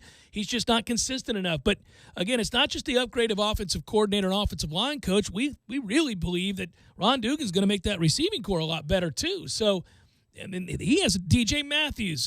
Does he have the huge season? The ability's there. The quickness to make you miss is all there. He's got to catch the ball with consistency. So many of those guys gave you flashes, little momentary flashes that provided hope, all of it to be summarily dismissed upon lining up illegally, whatever it might be, play getting blown up before it gets started. He runs a little hot, but if you can manage that passion, I think Warren Thompson is the player. All right. He's surprise player for you. He's got the surprise player. Yeah, because if DJ did, it's a moderate surprise if he catches the ball with consistency. Yeah. But if Keith Gavin and DJ do, it is kind of a surprise since they haven't done it yet. Now that's a little unfair for DJ. But DJ will still put up numbers. It's just the consistency level of being like a go-to guy in a 3rd and 6, let's say. And he's well covered, and you throw it to him, and you feel good about it. Thompson's a good choice. Thompson is nasty, but if he's not, he looks like the type that if you don't get him the ball early, he gets a little mad. He did in the spring game. He was already kind of over it in portions of the spring game. So if you could harness that and you could get him involved a little bit early, he's got a mean streak to him, and that's good for 2 reasons. We're going to need receivers to block on the perimeter this year, and what does that also mean? That somebody might sleep on you. You might be able to run right by him because he's expecting that you're going to knock his ass into the ground again, but there you go by him, and you're wide open. I haven't had the chance. You may have. I'm going to go back and really look at the various incarnations of the offenses we're talking about. The Kendall Briles ran, whether you're looking at Baylor stuff, Houston stuff, FAU stuff, that you have this untapped potential in a freak of an athlete that NFL scouts already love. One told me that specifically out of practice last year in Trey McKitty. And I want to know how they use tight ends in if you will, H-backs. Or I want to see exactly how he would be utilized because he's potentially a matchup nightmare. And it is interesting. I think it's part and parcel to not having confidence that we're having to talk about the potential of a receiver, in this case a tight end, but immediately follow it up with, quote, if they catch the ball more consistently. Well, we've said that about DJ Matthews. We've said that about Keith Gavin. I just brought it up about Trey McKitty. All right, we've said it about 3 significant players in this offense, and I think it applies to a couple of others. Yeah. Well, why are we having to say that? I don't think it's ability. I don't think it's that they don't have soft hands and the ability to catch the ball. I think this has to do with being part of a disaster and losing confidence. Oh, a lot of it does. And pressing and trying to be the guy that makes the play. I do. That's used as a cliche so frequently, annoyingly so. But, man, it was so on display last year. Everybody trying to put out those fires that we talk about so frequently. Everybody trying to be the guy that turns the corner and gets this thing moving in the right direction and becomes the pivotal aspect to a game-changing moment and a quarter-changing, game-changing result. And you can't play that way. You just got to play. It's contagious because one guy sees the other guy, try extra, so to speak, and then fail, and then they try to pick it up for him. And what do? They miss a block or they miss a read or they miss a check at the line of scrimmage. They line up offside, whatever it is. Yeah, it's all between your ears. One other guy I want to throw in there, just so we can name everybody and claim that we got it right later in the year. Jordan Young is somebody that the recruitniks and the coaches, when we got him to commit, they said, listen, don't pay attention to the star rating. This kid he's freaky good. Once he learns the position a little bit and technique, he can be a real player. And at 6'2", 192 as a redshirt freshman. He was the guy we got from Tennessee. We picked him away from Tennessee at the last second. That's another type player. I mean, we're loaded at that position. Setback for Tennessee, Tom. My God. Just adding. You took the bait. Adding to the list. But I didn't take the Twitter bait. Somebody asked me to talk some Tennessee football today. No. Nay. Today's not the day. We don't want to go down that rabbit hole. I've got ammunition for days. It's a new month tomorrow.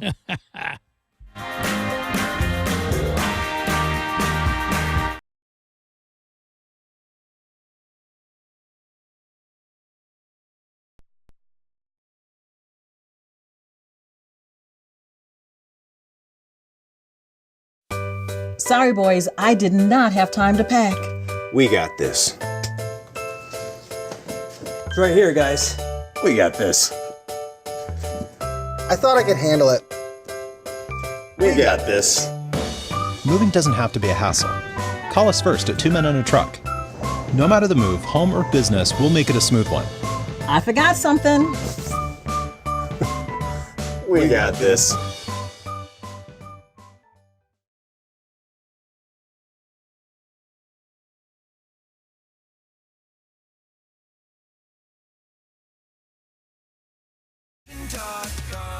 It's been many months since Hurricane Michael devastated our area. Many people are still dealing with the damages and finding it hard to get a local contractor to contact them. Are you struggling with getting assistance to fix your damages? Are you feeling like your insurance company is not being fair? If your answer is yes to any of these questions, we can help. My name is Travis, owner of T-Spark Enterprises, and I'm asking you to give us a call today for your free consultation. Let my company guide you through the process to get your home back to normal.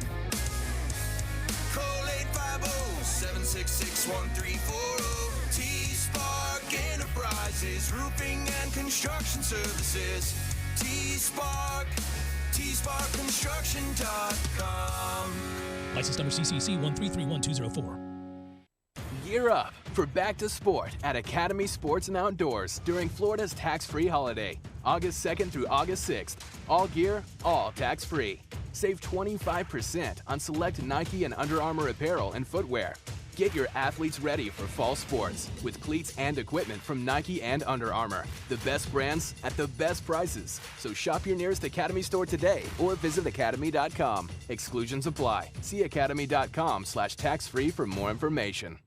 Tallahassee Dodge Chrysler Jeep Ram is the Jeep headquarters of America. We've purchased over 100 Jeep Renegades, and they've all arrived and are on the lot for immediate delivery. 2018 Jeep Renegade Latitude with MSRP starting at $25,120. On sale now for $18,870. That's a savings of $6,250. A new Jeep starting at only $18,870. Those prices are unheard of and can only be found at your Jeep headquarters of America, Tallahassee Dodge Chrysler Jeep Ram. No other dealer can offer you this kind of savings. We buy in mass quantities and pass along the savings to you. 2018 Jeep Renegade Latitude starting at $18,870. Payments as low as $299 a month. On the corner of West Tennessee and Capitol Circle, where we're right on the corner and always right on the price. Check us out on the web at TallahasseeDCJ.com. All prices include rebates and incentives plus tax, title, and dealer fee. State number 18J605. Must finance through Chrysler Capital and qualify for all rebates and incentives. Let's say you just bought a house. Bad news is, you're one step closer to becoming your parents. Soon you'll have a separate fridge in the basement, where extra groceries are exiled forever. Remember that frozen lasagna? Of course you don't. It's been down there since 2008. Good news is, it's easy to bundle home and auto through Progressive and save on your car insurance. Piece of cake. Behind the lasagna. It's very old. Progressive Casualty Insurance Company, affiliates, and other insurers. Discount not available in all states or situations. Tallahassee loves the corner pocket as much as a crystal ball winning catch. He's looking, he lost it to the end zone. It's Benjamin! Touchdown! With 13 seconds left. The 97.9 ESPN radio special is a must-have every Monday and Wednesday at the corner pocket. 10 mouth-watering wings, a fresh side of fries, and a chilled domestic pint of beer are just $9.79 all day long. Be sure and try the fish blend of sauces, a true wing eater's favorite, the Corner Pocket Bar and Grill. He's gone! Home of Trivia Tuesday, Beer Bingo Thursday, and the daily $7.99 lunch special. This is Golick and Wingo. You see a lot of young running quarterbacks. You don't see a lot of old. Right. That's just the way this thing goes. Right. And Cam has been able to get away from it because he's a freak of nature. I mean, he's 6'5", 260 pounds. Yeah, he is. And he runs a 4.7. I mean, he's Ben Roethlisberger's size with running back speed. Mm-hmm. Obviously, that's something that you don't see a lot of. And this is the age-old dilemma, right, for athletes who try and change the way they do things. Because of his athletic abilities, these are the things that have helped make him great. And now, as you get a little older, and he's lost a little zip on his fastball, and he's in his 30s now.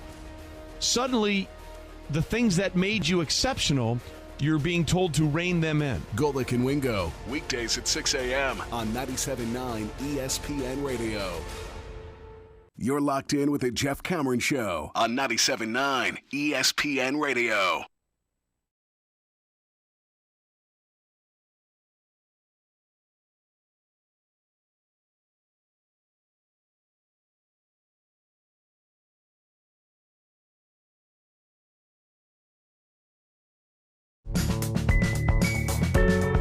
All right, so it is all coming out in the wash now, the MLB trade deadline.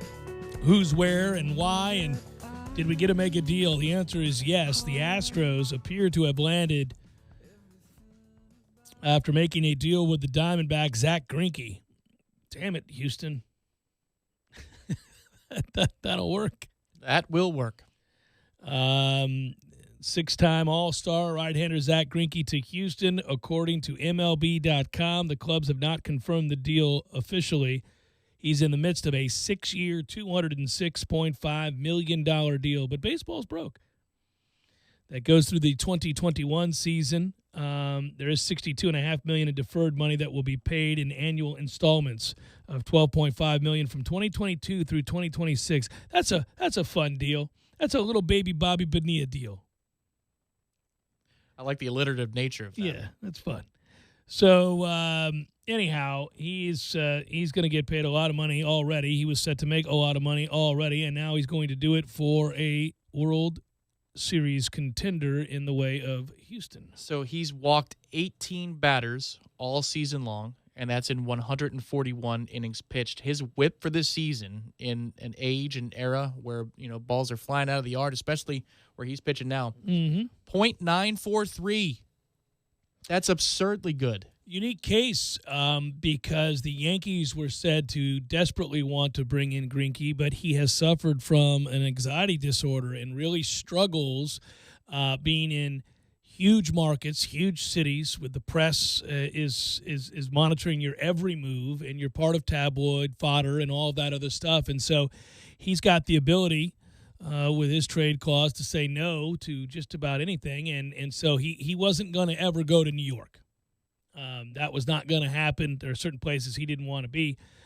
So the bigger cities, and Houston is certainly one of those, not as rabid perhaps, and something he feels more comfortable with. So a big deal there. Meanwhile, the Cubs, they traded for Tigers outfielder Nicholas Castellanos. You can say it, Cameron. Do it. And that has not, again, been confirmed just yet by either club, but it does look like that's done. And the Braves here locally, of course, they're set to make a deal as well. They get Tigers closer Shane Green. They also got Giants reliever and former Pirate Mark Melanson. Go ahead and say it, Tom. Melancone. There it is. Pending their medicals. That, according to John Paul Morosi of MLB.com. They, too, have not confirmed the deal just yet. So the deals are in play. A little bit different schedule this year, and this is it. This is a different kind of pressure for the GMs. The Phillies have acquired Corey Dickerson from the Pirates, player to be named later, and an international bonus pool money. So, all right. D-backs again. They've made moves. They picked up a shortstop and a relief pitcher, and now Zach Greinke. We've got Hunter Strickland going to the Nationals from the Mariners for Aaron Fletcher. The A's acquired Tanner Roark from the Reds. Say it if you'd like. Roark's been good. Yeah, he is. Jamison Hanna, outfielder, traded in that deal. The Brewers got Drew Pomerantz and Ray Black from the Brewers for Mauricio Dubin, a shortstop. I feel like I should be playing probables music for this. We can go on down the list, some of the lesser names to this point, but the Astros also acquired Martin Maldonado from the Cubs for infielder/outfielder Tony Kemp. The Rays got first baseman Jesus Aguilar from the Brewers for right-handed pitcher Jake Faria. That's what we've got on the books so far. There are more. Obviously, we already knew about the Reds acquiring Trevor Bauer from the Indians for Yasiel Puig, who was involved in a fracas at Donnybrook last night, even after he had been traded, 10 minutes after the trade, on the field, acting like an ass as always, underperforming as always. He's part of a trade. How disappointing has Yasiel Puig been? Good God. He was a bona fide superstar, according to somebody out west. Yeah. I know it when I see it. Yeah. Left-handed pitcher Scott Moss was in that deal, and the Indians got Franmil Reyes and Logan Allen and Victor Nova, and the Padres acquired Taylor Trammell from the Reds. So that was a three-team trade there. But there you go. And you're happy. Yeah, I don't know. Guess. I don't know what we did.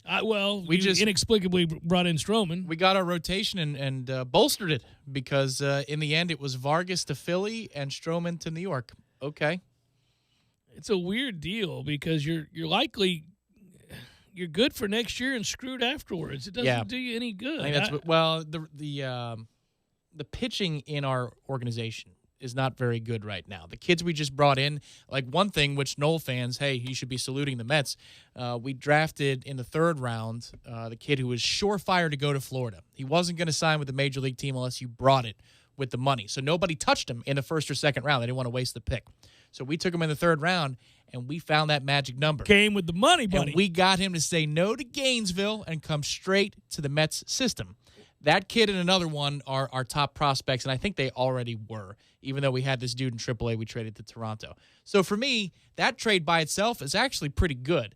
But as for the organizational philosophy, I have no bleeping clue. Rudderless. The other thing to note, by the way, is that both of our organizations now are owed a debt of gratitude by Florida State's fan base because you did that for this pitcher. And some time ago, of course, Florida State was saved from Andrew McCutchen being a Gator because the Pirates took him and paid him. And yes, that would have been a disaster. Watching Andrew McCutchen in the probably would have been a problem. It would have been a problem, Ben, because he's really good. Ryan writes at Jay Cameron Show. Oh, we're up against it, Ryan. I'll answer this in a moment. But his question was, what do you think this staff will do differently if we get punched in the mouth early against Boise, like we did in the game against Virginia Tech last year? That's an easy answer. I'll answer it when we come back. Jeff Cameron Show, 97.9 ESPN Radio.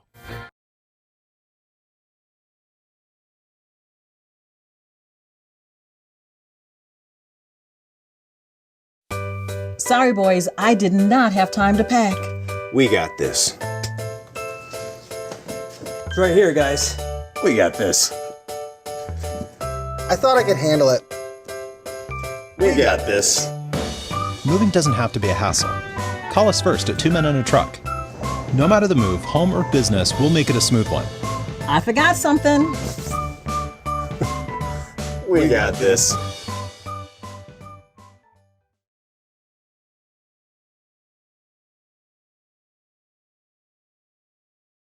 Nissan, you get the best value for your hard-earned dollar. With more standard safety features, our exclusive and the original free lifetime warranty, our Easy Choice menu that gives you a price and payment in writing, our New For You program that helps people with damaged credit. And listen to this, now through month end, Kraft Nissan is including 4 years or 40,000 miles of free oil changes and tire rotations on all new Nissans. Bottom line, if you need a new or pre-owned car, you need to experience the Kraft Nissan difference. Kraft Nissan on Mahan Drive between Academy Sports and Costco. And remember, if you don't see the Kraft tag on your car, you paid too much, way too much.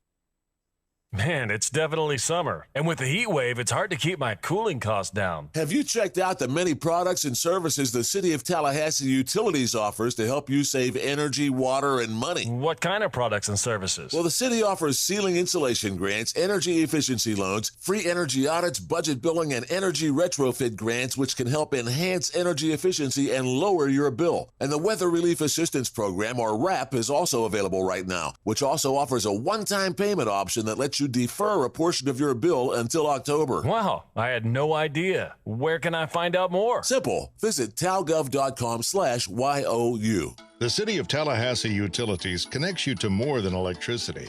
With a variety of options to choose from, you can find products and services that help you save energy, water, and money. More options, more products, more savings. Visit talgov.com/YOU or call 891-4968 to learn more.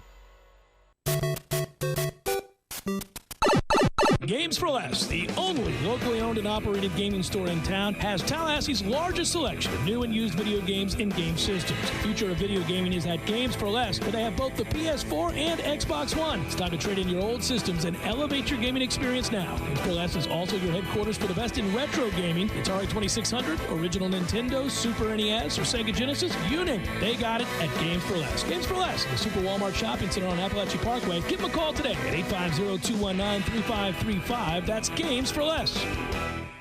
Sizzling summer savings continue at Jerry's Cigar Shop's Christmas in July sale. Through the month of July, you can buy one and get one free on thousands of the top name brand cigars only at Jerry's. Buy any specially marked 5-pack of cigars and get a second 5-pack free. These deals are only good in the month of July and only while supplies last, so hurry in before they're all gone. Stop by either Jerry's Cigar Shop locations today off Scherer Road on North Monroe Street or the new Northeast location on Cary Forest Parkway.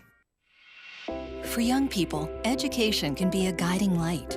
It provides a path to achieve their dreams. That's why the Florida Lottery proudly supports the Bright Futures Scholarship Program, helping over 800,000 students attend college. And we want to continue creating brighter tomorrows. If you're a current Bright Futures scholar or Florida educator, visit flalottery.com/brightfutures to let us know how we can help you shine even further. Introducing Hardee's Charbroiled Double Deals for $2.49 each. Your choice of the double cheeseburger, the new bacon cheddar double, or backed by popular demand, the Hardee's Classic. They're double, the beef, triple, the options. You probably noticed the echo. It happens when we double, the beef, and triple, the options with our Charbroiled double deals for $2.49 each. It's kind of epic. Hardee's, because it tastes better. Double the meat is compared to the small cheeseburger. Limited time only at participating restaurants. Price may vary. Tax not included. We all want more energy, more strength, more results. Well, welcome to Orange Theory Fitness as you take a step towards feeling more alive today. Backed by science, Orange Theory's heart rate monitored workout is scientifically designed to keep heart rates in a target zone, spiking metabolism and increasing energy. Orange Theory Fitness is a one-of-a-kind group personal training workout resulting in more energy, visible toning, and extra calorie burn for up to 36 hours. Experience a more vibrant life today with Orange Theory Fitness. To find out more, go to orangetheoryfitness.com. This is the Dan Le Batard Show on ESPN Radio. Hello and welcome, America. I am Daniel LeBlanc-Detard here with Jonathan Wiener, Michael Ryan, Mr. Bellamy, Christopher Cody, and William Gill is not here. He's gotten married. Love is in the air. We will get to whether or not we should pay college athletes, whether Pete Rose should be in the Hall of Fame, how to fix baseball, whether the Washington football team needs to change its name, who's it really offending, and also Tim Tebow. But if you want to sound off, the telephone number is 786-456-4837. 786-456-4837. If you're jealous of the money athletes make, 786-456-4837. If you're jealous of the job they have that's more fun than yours, 786-456-4837. If you're jealous because they make better love to your wife than you do, 786-456-4837. If you think you can beat Serena Williams, 786-456-4837. The Dan Le Batard Show, weekdays at 10 a.m. on 97.9 ESPN Radio. Broadcasting live from the Tallahassee Dodge, Chrysler, Jeep, Ram, Fiat studios in the capital city of Tallahassee. This is the Jeff Cameron Show, brought to you by Cornerstone Tool and Fastener on 97.9 ESPN Radio. Balls McWednesday, brought to you by Hobbit American Grill. Hobbit American Grill, celebrating 40 years of serving good food to good friends for good times. Online at myhobbitonline.com.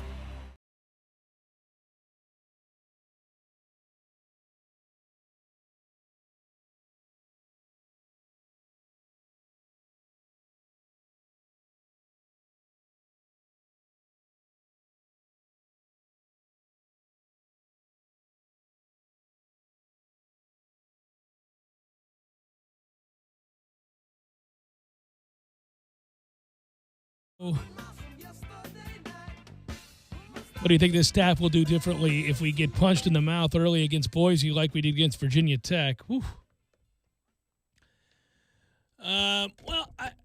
It's interesting.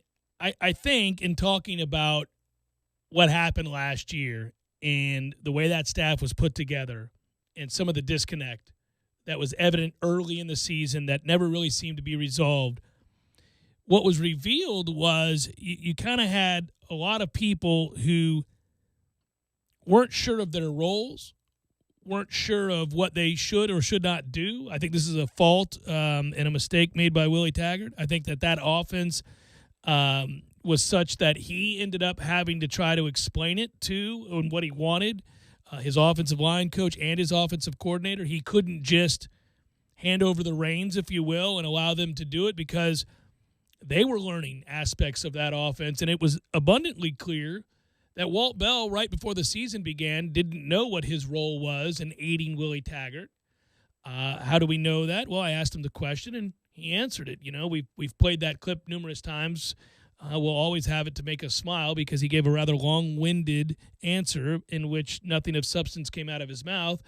And then I think it was also evident the offensive line coach wasn't in sync with what they were trying to accomplish because from an assignment standpoint, guys were confused, and an execution standpoint, obviously that didn't happen either. So when things begin to go south and everybody has to look over their shoulder or pass the buck or look down the line somewhere else, they can't then take control of the moment. They can't seize it because everybody is uncertain of exactly what it is there to do, what their job is.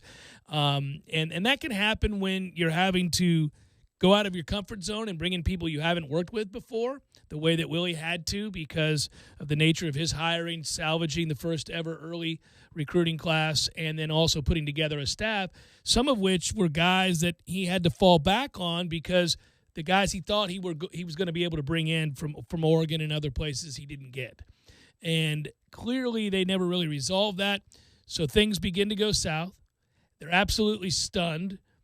They immediately feel this sense of pressure and urgency because things have gone south in a hurry in the first game at night, nation watching, and nobody's really sure where to go or what to do. And it's one man who's trying to put out all those fires with undefined roles down the line. This isn't that. What we go into this season with, and I think buoys us most, is a clear and concise plan by two guys that are in charge, specifically two guys that have worked together and had success everywhere they've ever been, who speak the same language, as I continue to reiterate that point, who have total control of the offense. They've weathered these storms. They've been through the good and the bad, and they've been successful. If, at least early on, if they're not having success, I don't think there's panic. I don't think there's, what do we do now? What's my role? I think it's clearly defined, obviously. Now, I think a much more catastrophic set of circumstances that would be really, really interesting would be if an unproven Boise offense is lighting up this defense. Then I don't know what they do. Then I would wonder about because now you'd be looking at a situation where the unexpected has happened. Nobody expects Boise to go into Jacksonville and start lighting it up. And it would be a carryover from last year's unit lacking confidence and not executing on the back end of the defense in particular. That's likely. I mean, I'm talking about if Boise's lighting up the scoreboard. That would mean that they're still lacking confidence, and they're not seeing anything to change that. Yeah, communication between linebackers and safety level last year left the middle of the field wide open, or just, coverage deficiencies, whatever you want to call it. But I think a little bit of it was definitely column A, that we weren't as talented at the linebacker position. Sure. And then, of course, the fact that they weren't, clearly communicating where they needed to be. So I am worried about that. But all the anecdotes, and I've been around, as you've been told, a couple of them, kind of like a fly on the wall, about Kendall Briles and what he's like on a game day. It's interesting because if something's not working, he'll find the thing that works. He's like this. Yeah, no, he's that guy. He's that guy. Yeah, no. He's searching in his own brain. You could see him go off, and he's like, okay, so what do we need to do? And then, bam, he's got it, and then he just goes through this whole new way of approaching and attacking a defensive look that they might not have expected. Very organized, very buttoned up, and that is what enables, a staff or a person to handle adversity.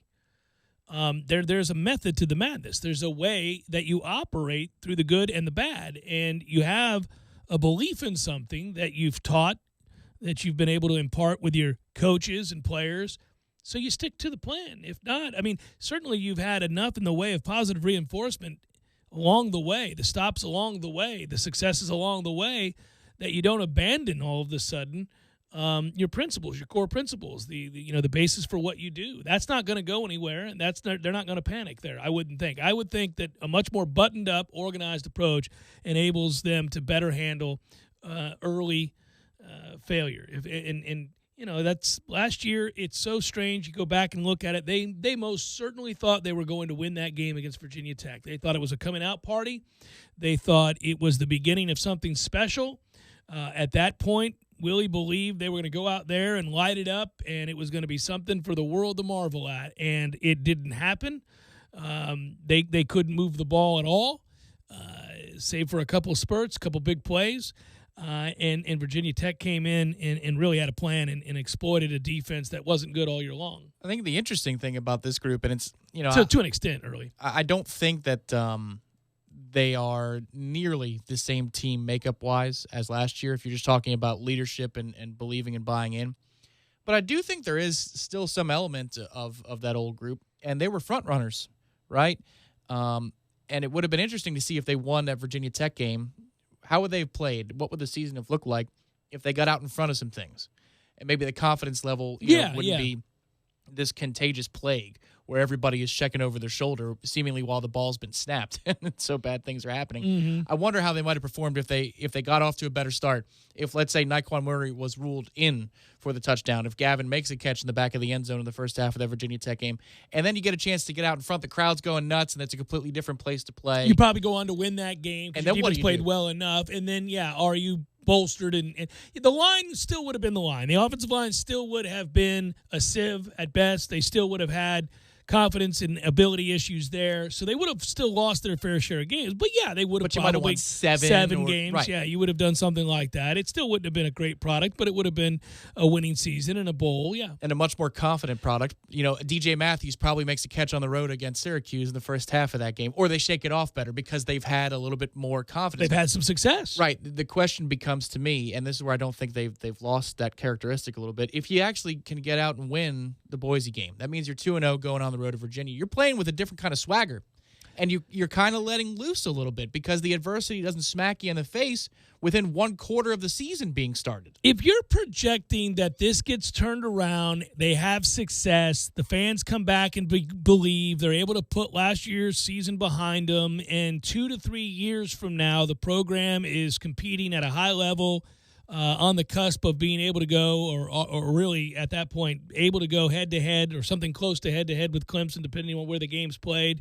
If you're projecting that to happen, and the catalyst for that is this season and this offseason and those hires, then to me, you believe that these hires were the right hires. They're going to be able to accomplish their job. They've been given the tools to do so, and they're going to win these games. They're going to win a game against Boise. They're going to win the games they're supposed to win. There won't be these odd setbacks like the blowout against Syracuse. You believe that this is the year where you see the evidence you need to get to that point. You don't think that they're going to continue to suffer through the same sorts of asinine, really high schoolish sort of things we saw a year ago. It simply cannot happen this year. You can't get to where you want to go, those projections at all, if you don't see a huge step forward this year. My hope is that they fake it till they make it with some serious holes in the roster, and you get some kids feeling confident about themselves, and you're able to pitch that in the offseason to fortify the ranks of the 2 deep. That's my hope.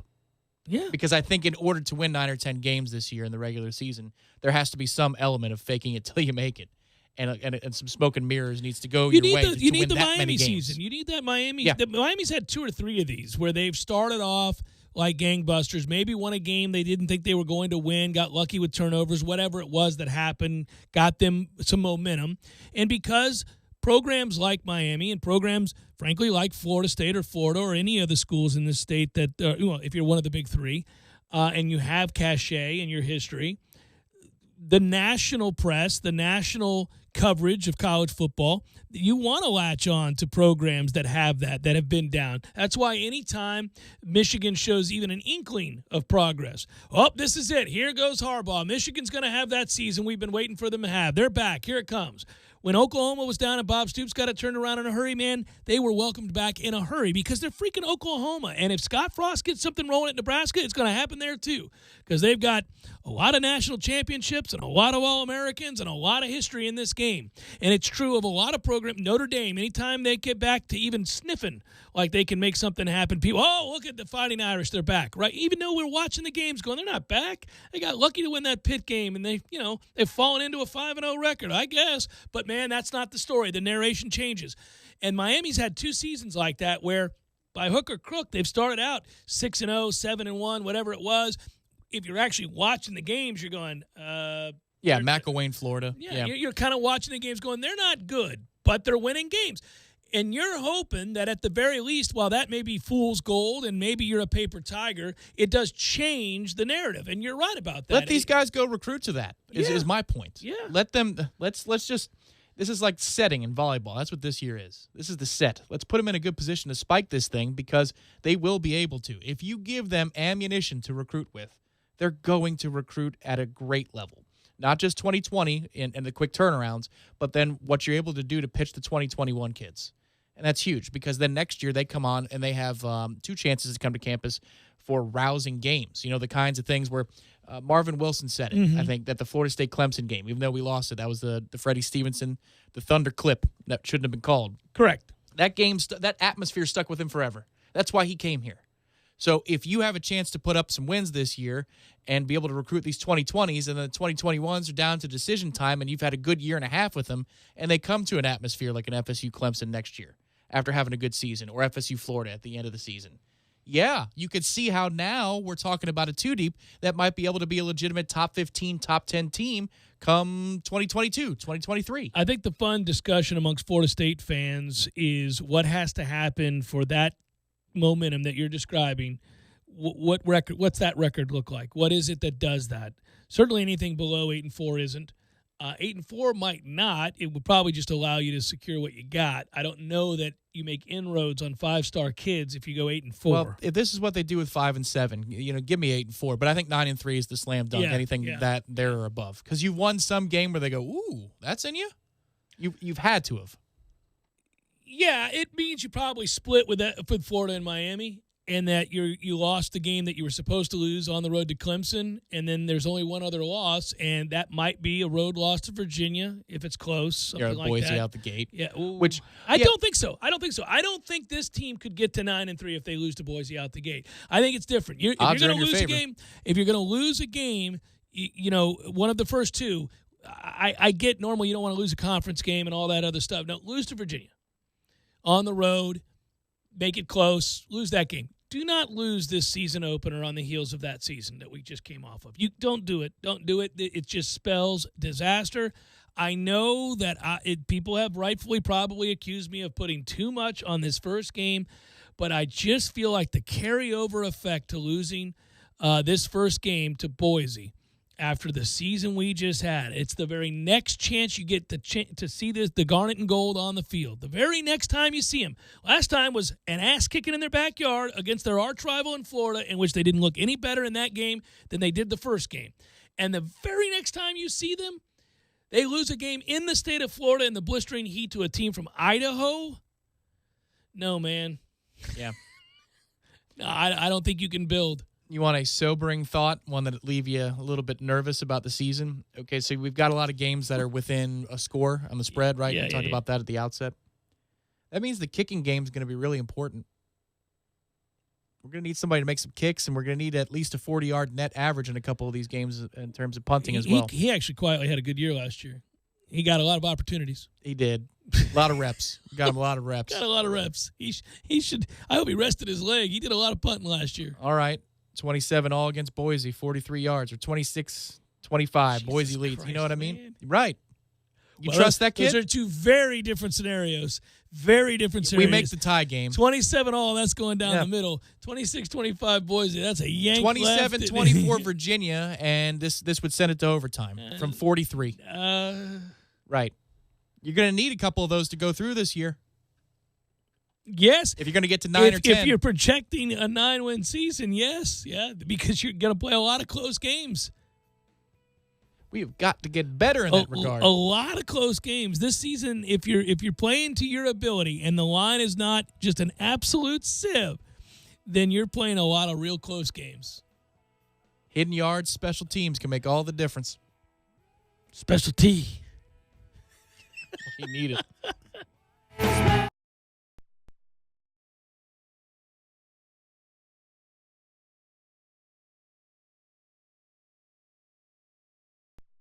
Sorry, boys, I did not have time to pack. We got this. It's right here, guys. We got this. I thought I could handle it. We got this. moving doesn't have to be a hassle. Call us first at 2 Men and a Truck. No matter the move, home or business, we'll make it a smooth one. I forgot something. We got this.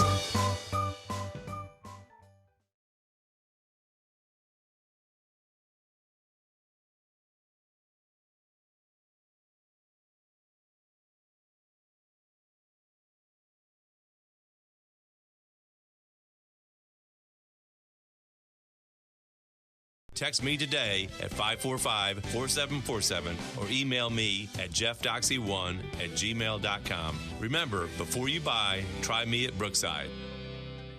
Seminoles, it's 2019 and a new football season is amongst us. It's a new day, and we have an opportunity to build this program back to where it belongs, together. Every day we get one step faster, one rep stronger. The journey to the top includes you. We are one tribe together, and we remain unconquered. We need you in Doak Campbell Stadium this fall, and that begins by getting season tickets now. Visit us online at Seminoles.com or call 1-888-FSU-NOLE and get ready to hear Touchdown, Florida State! Very soon. Hendrick. It's the Hendrick Summer Sales Event at Dale Earnhardt Jr. Buick GMC. Save big on over 200 new Buick and GMC cars, trucks, and SUVs. We are professional grade. DaleJr.BuickGMC.com. I know you know this, and you probably have already suggested it, and maybe she's already had it. But, Tom, I'm bringing your girlfriend into the fold to talk about Bumpa's Local. Don't you bring her in here. I'm telling you now that she would love the ahi salad. Oh, yes. Did I get it right? Yes. Yeah. Well, that was delicious. That was the first thing she ever tried, and now anytime we are in the neighborhood, which is a capital circle right between I-10 and Centerville. Like you're right giving in the people there. the location for Bumpa's Local 349. Mm-hmm. Perfect. I like it. Yes. They have delicious food. I like tacos. You can't screw up tacos, but they do really good tacos. I am a big fan of the Uncle Sal because the Uncle Sal is sausage, peppers, and onions. You can't go wrong with that trio, man. You like the peppers and onions more than I do. It must be like a New York thing. I don't know. Mm-hmm. Everybody's a little bit Italian because they're coming from New York because the peppers and onions isn't exactly Irish cuisine. I like it when they're cooked up like that. Oh, yeah, it's hard to beat. A little mustard? Yeah. I'm forever going to champion the wings and the Cobb salad. It's Bumpa's Local 349. They got live music. They've got a number of televisions and, of course, tasty beverages, man. Good stuff. Gear up for Back to Sport at Academy Sports and Outdoors during Florida's tax-free holiday, August 2nd through August 6th. All gear, all tax-free. Save 25% on select Nike and Under Armour apparel and footwear. Get your athletes ready for fall sports with cleats and equipment from Nike and Under Armour. The best brands at the best prices. So shop your nearest Academy store today or visit academy.com. Exclusions apply. See academy.com/tax-free for more information. Tallahassee loves the corner pocket as much as a crystal ball winning catch. He's looking, he lost it to the end zone. It's Benjamin! Touchdown! With 13 seconds left! The 97.9 ESPN radio special is a must-have every Monday and Wednesday at the corner pocket. 10 mouth-watering wings, a fresh side of fries, and a chilled domestic pint of beer are just $9.79 all day long. Be sure and try the fish blend of sauces, a true wing eater's favorite. The Corner Pocket Bar and Grill. He's gone! Home of Trivia Tuesday, Beer Bingo Thursday, and the daily $7.99 lunch special. Driving every day from the Tallahassee Dodge Chrysler Jeep Ram Fiat Studios. This is 97.9 ESPN Radio, WTSM, Woodville, Thomasville, Tallahassee. ESPN Radio Sports Center. I'm Christine Lisi, developing story. The Astros added a former Cy Young Award winner on this MLB trade deadline day to a rotation that already includes former Cy Young winner Justin Verlander and three-time All-Star Garrett Cole. ESPN's Jeff Passan reports Houston gets Zach Greinke from the Diamondbacks for 4 prospects. Another championship could be on the way for the Astros, says ESPN's Mark Teixeira. So this is the all-in move, right? So the Astros realize that they have a chance to do something special this year. They have a chance to win 2 world championships in 3 seasons. Not a lot of teams can do that. And they have a team that can win it all this year. They put in all the chips. According to ESPN's Buster Olney, Atlanta added 2 more relievers on this deadline day. All-star closer Shane Green from the Tigers and Mark Melancon from the Giants. Twins with another move to strengthen their bullpen. Acquired reliever Sam Dyson from the Giants. Minnesota previously got Sergio Romo from the Marlins. Cubs picking up outfielder Nick Castellanos from the Tigers. Nationals acquired 3 relievers, Toronto's Daniel Hudson and Seattle's Hunter Strickland and Roenis Elias. Brought to you by Little Caesars, where you can get a large extra most bestest stuffed crust pepperoni pizza for only $9. And only at Little Caesars. Plus tax where applicable. Available at participating locations.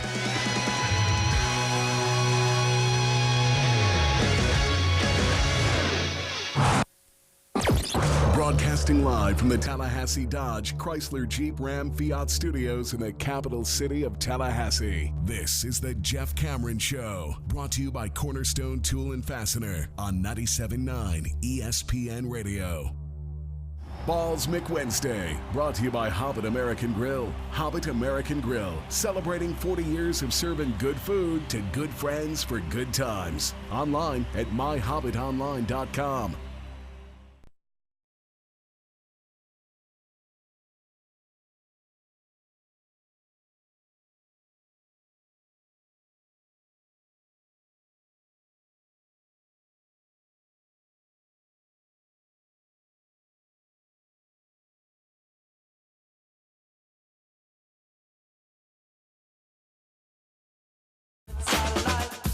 Final hour of the Jeff Cameron Show, at least for today. Thanks for tuning to it. Hope all is well and a good and fine Balls McWednesday to you and yours. All right. Online, ESPNTallahassee.com. That's where you go to listen live via the streaming free always. Don't miss anything. Sometimes you miss something. If that happens, go back, get caught up.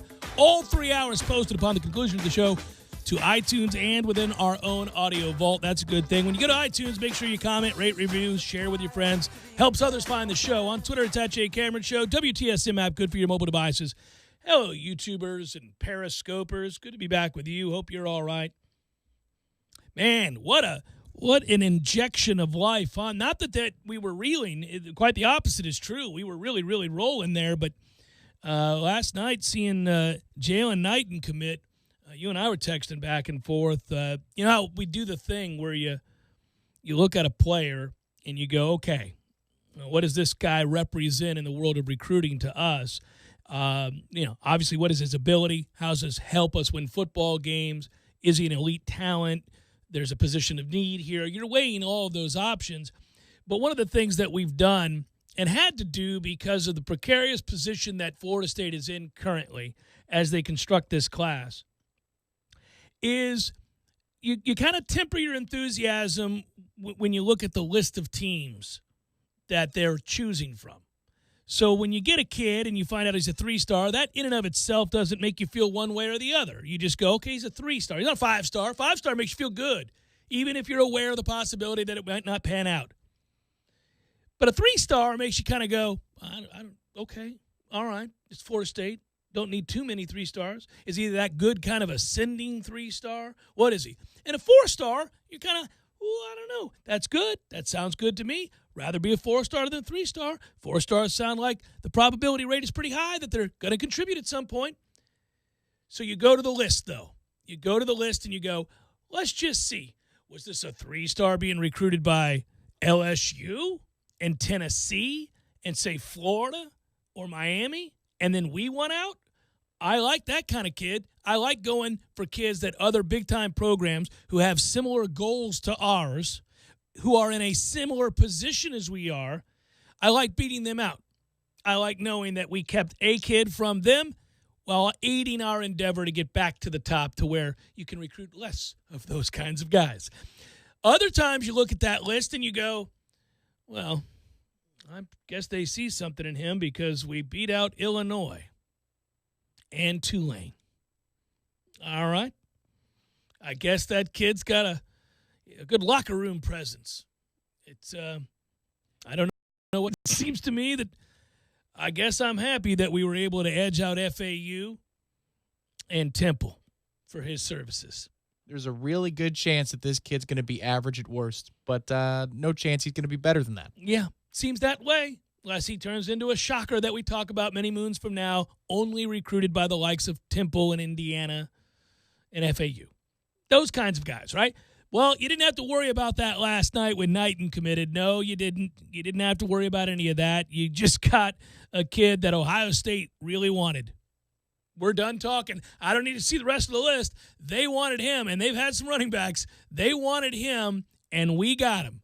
Nice. And then I I did watch the Speed Demons highlight reel from Deerfield Beach High School in Deerfield Beach, Florida, Tom. This is the new you in action right here. This next step. Yeah, I watched him. I wanted to see those highlights. I wanted to know what's this kid made of. I wanted to see these wheels. I wanted to know how it was. Florida State was interested in this kid, along with the likes of Ohio State, Clemson, Miami, Alabama, and Oklahoma. Ooh, what are we doing here? Then I looked closer and found that he was third rated at his position nationally. Damn, man. We got us a good one. And, of course, the highlight reel did note that he was very fast and allowed me to see just how fast. He can get the corner, Tom. All right, way to go, Donnie. Yeah, yep, rolling rocks tonight. I watched him, and Donnie does not get much praise. No. From Walter. No. But he does in that moment. He does in that moment. Nice roll. All right, way to go, Donnie. He's so pleasantly surprised. Yes. The way he says that is so, it's condescending and sweet all at the same time. I believe that's the detractor Noel fan. Yeah. Right? Yeah. When they hear that news. That is that group of fans that think Willie has been an abject failure. All right. Way to go, Willie. All right, way to go, Donnie. That's what happened right there. Like, what happened here? You did something good. I can't believe it. All right, way to go, Donnie. It's funny. You think the same way I do, man. We're a married couple. I laughed. The first thing I thought of was that's a commit. That's a get that Florida State's most ardent detractors in the current regime went, oh, okay. Okay, got to admit. Well, that's good. I'm surprised to hear that. It's like that member of your family that annually disappoints you. When you take inventory at the end of the year as to who's done what in your family this year, most of the time we're kind of status quo. Like, oh, my sisters are doing good. They're doing good things. Nobody did anything terrible to really disappoint me this year. Few times, hopefully a lot in your life, a family member. Oh, you know what? My half-brother, kicking ass, got a new job. I think he's going to get engaged with that girl. Hon, I'm proud of him. He had a good year. Good year. Let's bring it back home. Well, obviously our oldest is still doing great in school, but our youngest, man, needs a kick in the ass. This kid, he's just not motivated. And then we do it all. We do it. So then there's that one that every year you go, well, and Uncle Tim, I mean, let's just move it along. We don't need to talk about this guy. That Slappy's never going to make us proud. He's still screwing up, And then all of a sudden, Tim gets it right. He surprises you. He sends a classy card and a sweet letter to your oldest kid on his birthday on time. Enrolls in school again after 6 years of, being a pizza delivery guy. All right. Way to go. All right, way to go, Donnie. Looking good. We got some things going here. Those Florida State fans feel that way about Willie. That recruit said yes, and they went, all right, way to go, Willie. They were stunned. I feel like I should take that sound clip and put bowling alley sounds behind it so that way we can just have our own Walter. Oh, okay. Yeah. Jeff Sobchak. Yeah. Well, I'll do it, and I'll say somebody else's name. Who's a poor bowler? I mean, we know? That bowl with us every year for the tournament. I don't know. I mean, none of us are good bowlers, so we could say ourselves. But we've had some. We're all buddies here. It doesn't really matter. But there's every now and again you're like, all right, nicely done. Oh yeah, when you're saying that's a strike. Oh, look at here. Hey. All right. That is a strike. That's unexpected. Then you go up there and I feel like I have 5 answers, but they're really, Yeah. The funny thing is, many of them would be listening, so they're like, and many of them might do that to us. For me, yeah. They'll just say, but if I get one, I'm going to get 2 out of the next 3 frames. Yeah, you are. You are a feast or famine bowler. Oh, it's been famine the last couple of It years. is a feast or famine. Hey, I do like that being this close to the start of football season means we're that much closer to the annual bowling event and somewhat close to a changing of the seasons, which would be nice. We're, I know, a ways off, but one can dare to dream. Those football wins, somebody tweeted at me And I thought, sir, that was an egregious tweet. Don't you do that again. Don't you dangle that carrot out there. Don't you put that rabbit out there like that. That's not fair. Somebody said, hey, I was on the Killearn golf course today. Well, I am frequently on the Killearn golf course. I live in Killearn. I can tell you exactly what's going on with the weather. Doing some things out there, by the way. And so here's the deal.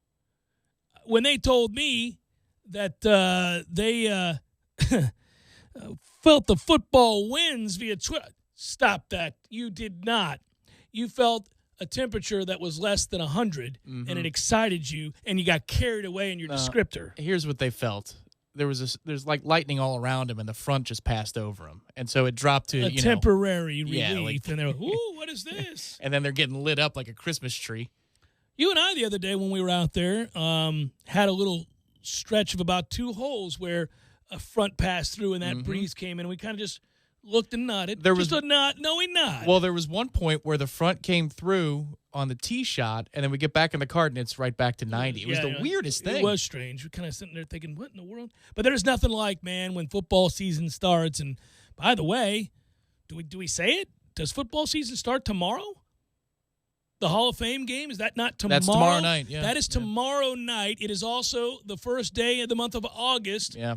We are entering into the month in which football will be played in earnest. Well, and we got the Fest, too. The Fest is just a few weeks away. I don't know when we're going to announce the officially, unless you did on Monday when I was out. I didn't. I think we'll announce it on Monday, speaking of which. We'll announce this upcoming Monday, the Jeff Cameron Show Libations Friday Fest. This will be a lot of fun. It is every year. We'll tell you. We're doing something a little bit different this year. It's not that much different, but it's a good thing. The event itself will be same place, but we're kind of have a it's going to sound strange, but we're going to embrace the hate in the lead-in. There we go. That's kind of what we're doing there. If you read between the lines, you know understand exactly what where we're doing. going with You know what we're doing. Why would we be in a position to have to embrace the hate? Well, we're going to be, but we'll announce that on Monday. But there's nothing better than football starts, and you get greedy when football starts. It's like Knighton says yes to Florida State. You're going, all right. A couple more out there may feel the love, may feel some momentum. Let's go. Let's keep this ball moving. Let's start signing some other big-name guys like this instead of reading Temple, Illinois, and USF on the list. Let's read Alabama, Clemson, Ohio State like we are with Knighton. Can we get 2 more of those kinds of guys? That's the way we get that kind of greed. When football season starts and football practice starts, it's not enough for it to have started, for us to have finally made it through the interminable wait. It's you're sitting out there on a random Thursday. Might get a cool breeze here in a couple days, guys. May need a little something. It's not enough we got football. The weather now has to shift. But I'm not holding my breath. Can't predict that stuff anymore, man. It's 90 in November these days. It's ridiculous. I don't hold out on that. Just be happy football's coming back, and be happy the Knowles signed Knighton. Something. We got this.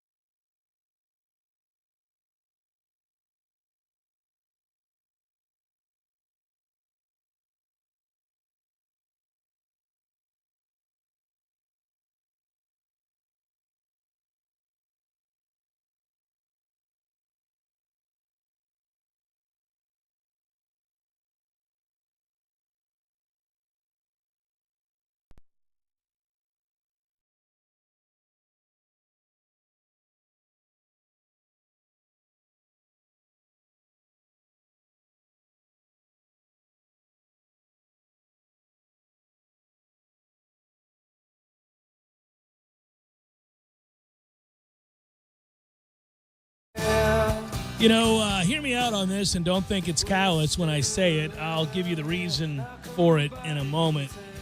But I was not happy. Happy's not the right word, but relieved might be the better word to see that Hall of Fame linebacker Nick Buoniconti passed away at the age of 78. If you read the SI story from 2 years ago, I believe that was The Decline of a Dolphins Legend was the name of that story. I read it specifically because Nick Buoniconti was part of the 72 Dolphins, the famed undefeated Dolphins. And, of course, for the younger audience, you may remember him if you watched NFL. What was it, the show on HBO and Showtime? The NFL show, the highlight Hard Knocks? No. The highlight show that they did for 30 years. I'll think of the name of it in a second. Still on now. It's on Showtime. But they do. Sims had taken over after a while, along with Chris Collinsworth for all those years. But if you had HBO, you watched it. It moved. Inside the NFL. Yeah, one of the best shows of all time. Watched that show for 30, 40 years, however long that was on.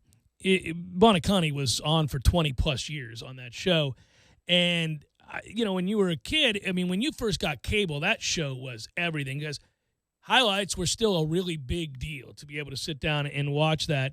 And he's a guy that had strong opinions, had been an all-pro player, had been an all-world rugged player, and was one of my dad's favorite players because, of course, when my dad was over in Europe, hence the reason I was born over there in the military, he would follow along with the clippings after he'd try to keep up with it on the radio and everything he could of the 72 Dolphins team.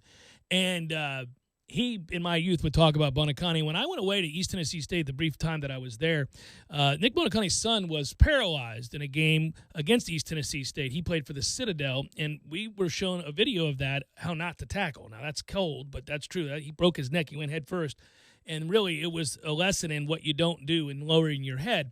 So, oddly, my whole football life, Buoniconti's been around. And, of course, he raised hundreds of thousands, I should say millions and millions upon millions of dollars as a tireless advocate for research to be done and those paralyzed and paralysis in trying to spinal cord injury and the likes and trying to gain advancements. He was really probably the first and foremost advocate for those that have been paralyzed in one way, shape, or form. And when I read that story from a couple of years ago, it was heartbreaking because you talk about the pride these guys felt. They were superstars in their time. They were legends of the game. That Dolphins team, but really players of that era were superstars because you're talking about a burgeoning color market on television where you're getting to see the faces and associate the names of the Bart Starrs, Ted Hendricks, players from all different walks of life around the league. And, of course, that 72 Dolphins team becomes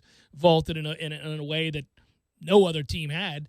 And growing up in the state of Florida, you heard a lot about them because the Bucs come along later, obviously. So every fan I knew in Tampa in my youth would recite those Dolphins teams because the Bucs didn't exist in the state of Florida. They didn't, it was much later.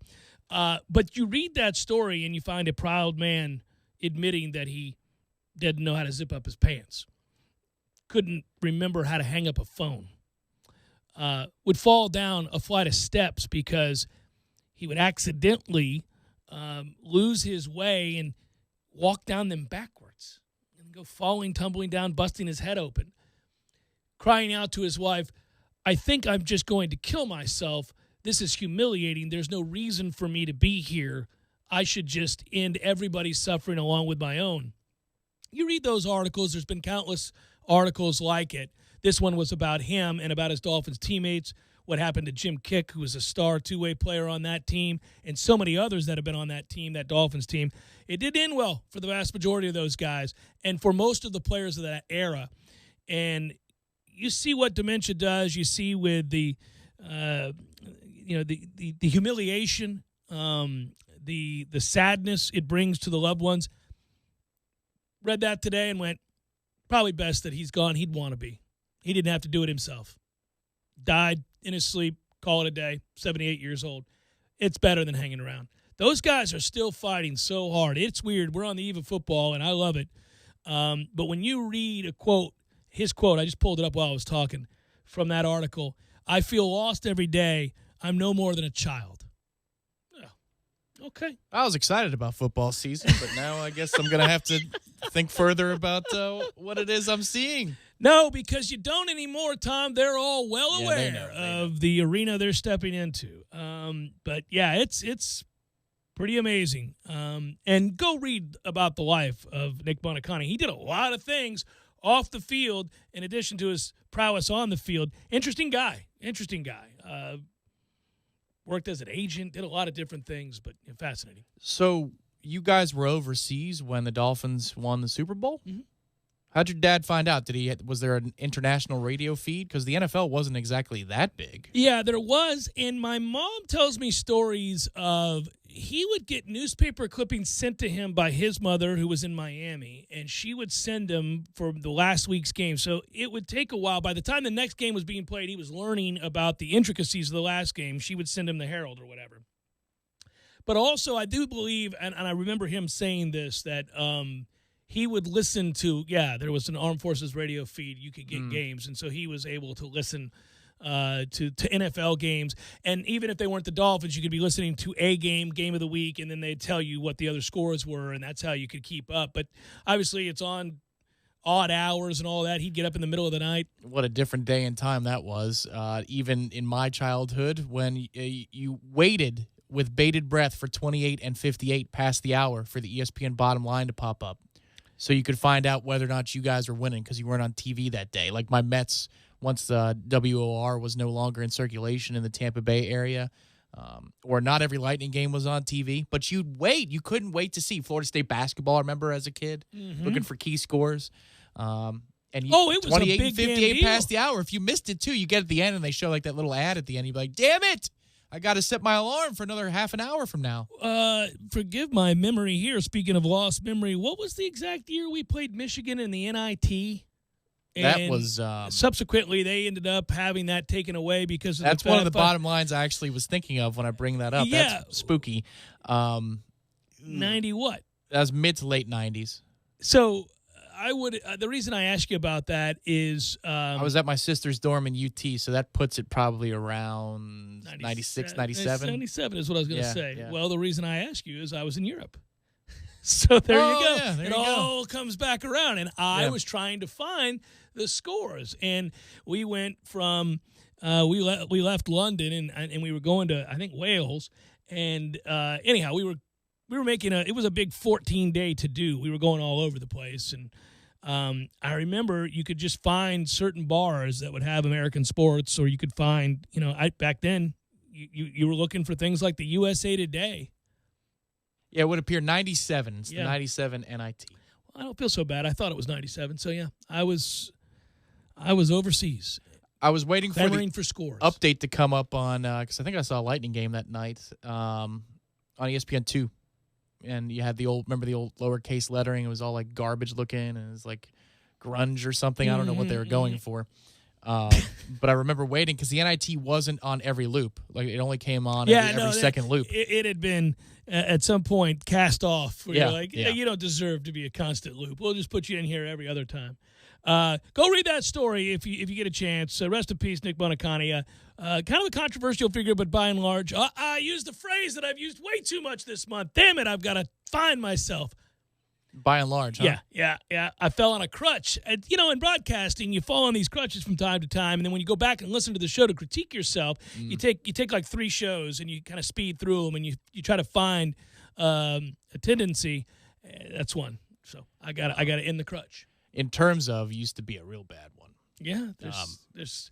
Well, we've all had them. I mean, and we probably both notice when one is falling into it. Everybody says from a standpoint. They can't say perspective or, any number of other ways of saying it. But when you're talking on the fly and you got to keep it moving, sometimes it's easier just to fall back on a standby. And that has become one for me as of late. The C chord is still important in music. Sometimes you got to hit a C chord.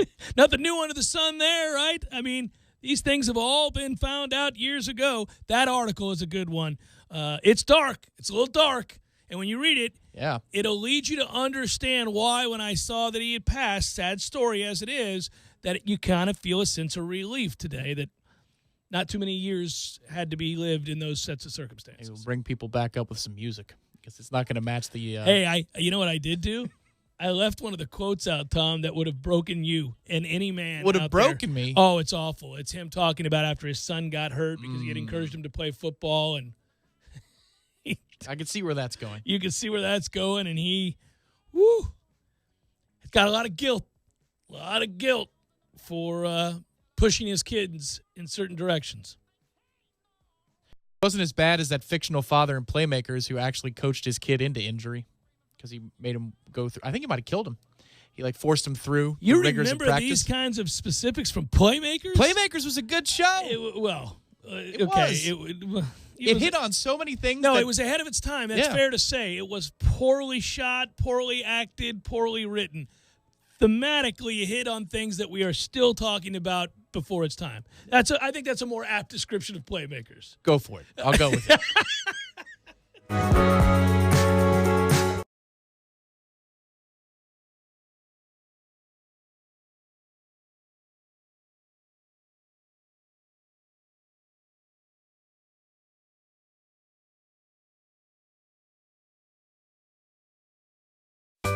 Sorry, boys, I did not have time to pack.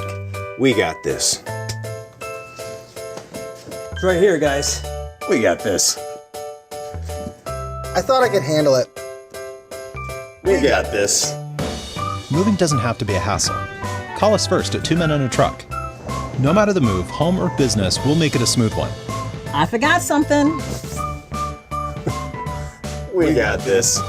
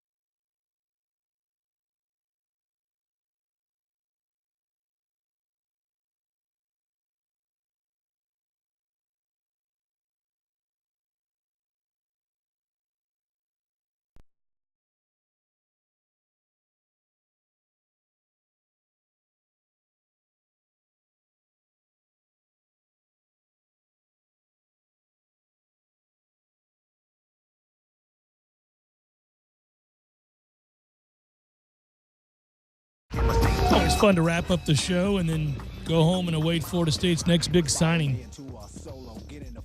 Lately, that's how things have gone, right? Kind of gone home and then, hey, look at that. They maintained momentum, signed somebody else. Another 4-star. All right. But it always inevitably leads to us saying, okay, well, imagine now what happens if they win some games, which is a familiar refrain. Tired of talking about it. Thank goodness August starts tomorrow. Thank goodness camp gets underway this weekend, and we get this thing rolling and talk about actual on-the-field news as much as we can. But this is the good kind of off-the-field news that you want to hear, which solidifies the momentum that they've been able to build up with a change in approach.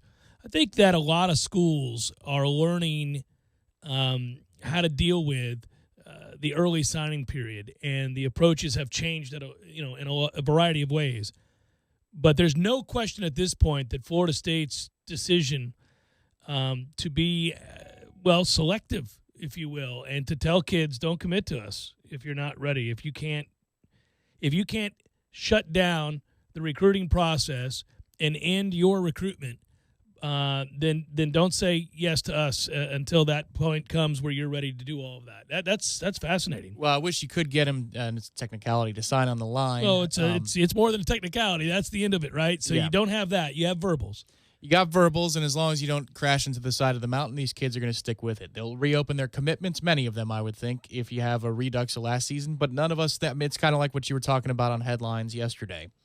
None of us really see that coming. None of us really think that it's going to be even a 6-6 season. As long as injury luck isn't absurd or turnover luck isn't absurd, you're staring at a place where you should be able to keep most of these kids at minimum, if not all of them. With what we do on the field these 12 games. The fact they haven't had a single decommit up to this point is a good sign that message has resonated and turned into fuel, because many of them are responsible for coercing and cajoling and getting these other kids to take a second look at Florida State and then eventually buy in as well. So, I'm encouraged by what I hear behind the scenes, how much more organized they were at this year's SNL event. I'm encouraged by the fact that players' parents, many of whom are the parents of kids that redshirted last year, so they didn't play, but they were part of this nightmare, this 5-7 season, and they had committed to this staff, that they were unwavering and that they were brought back to talk to the potential recruits and commits at this year's SNL. If those parents who watched their team go 5-7 a year ago and their kids committed to this, granted redshirted, are still all in and still feel really good about Willie Taggart, most importantly, and the message that he is delivering and the pitch that he's delivered, that's a real positive sign. Clearly, that's sunk in and connected to many of these kids who went to SNL, and many of these kids now who really are excited and all seem to come away with the same response and quote something similar. Family, there's a real good vibe here. There's a sense of togetherness at Florida State that I don't sense in some of the other places I go. All right. I mean, I guess that's true. I'll have to take them at their word. You're not competing for the 5-star kid saying yes to Clemson. You're not competing for, not realistically, you're not competing for the 5-star kid that says yes to Georgia on a daily damn basis, apparently. Not yet, anyhow. And that's where you would need a little bit more than a good vibe. But since you've centered on those 4 and 3 stars that change the locker room and want to feel like they're part of a solution and aren't being actively or at least aggressively recruited by Clemson and Georgia and Alabama, you can win those guys. It's a lesson learned from a year ago, Tom, where they hung in too long on guys that were trying to decide between Florida State and those schools that are dominating right now. Our belief that we were going to have a chance to win those battles cost us dearly in recruiting because we lost all of them. Well, I think in that case, you're your own worst enemy because you do create an atmosphere. If the I's are dotted and the T's are crossed, and the kids get to spend a fair amount of time with this group.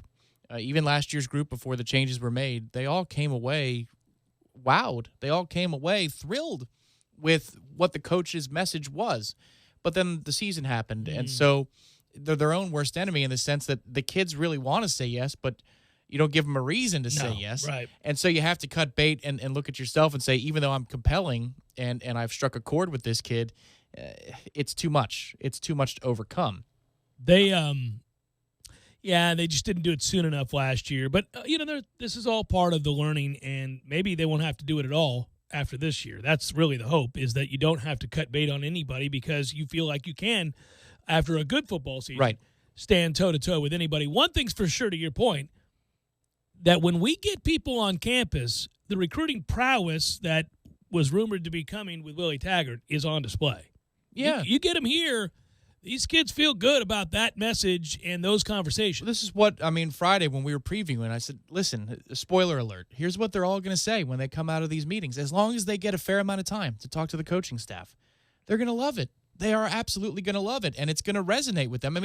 We didn't have any right to be in the final three for some of the kids that were making decisions on signing day last year. Now, I know we hung in too long with them, but the fact that they had a hard time telling us no after we go 5-7 and look like a bunch of disorganized, hashtag a-holes over here, that speaks to how good these guys are when they get in a room with the parents and a kid. Isn't it funny? It reminds you, when you try to adapt it and apply it to your own life, it's a little bit like your car shopping. And, thank goodness I've got a gorgeous Infiniti QX80. I don't have to car shop, Tom. I have the creme de la creme of vehicles. But if I were, and I was buying, say, a used vehicle, well, you shop around. You go lot to lot. You kind of do your research. You do all that stuff, right? And then you find out that, look, of this level, this tier of car, I've got $15,000 to spend. I've done all my consumer reports and all that. Here's the car that's going to be the one that lasts the longest, has the most amenities for the price. It's probably going to be best to hand down to my kids who are about to drive, whatever it might be. But you go and you kind of find out lot to lot, and there's that salesman who's just so charming, so endearing, and you like him. You like his pitch. You like his shtick. You like him. You think he's for real. You think he's not out just to make a buck. He's trying to help you, but he's got an inferior product. He doesn't have the car that you've done the research on that is going to provide the stability you want and the opportunities you need for you and your family. And so you begrudgingly have to tell that old man, I'm sorry, sir. Any other time. And I'm going to remember you. I like you. I wanted to buy this car from you. I just can't. It's not good enough. It's not what I need.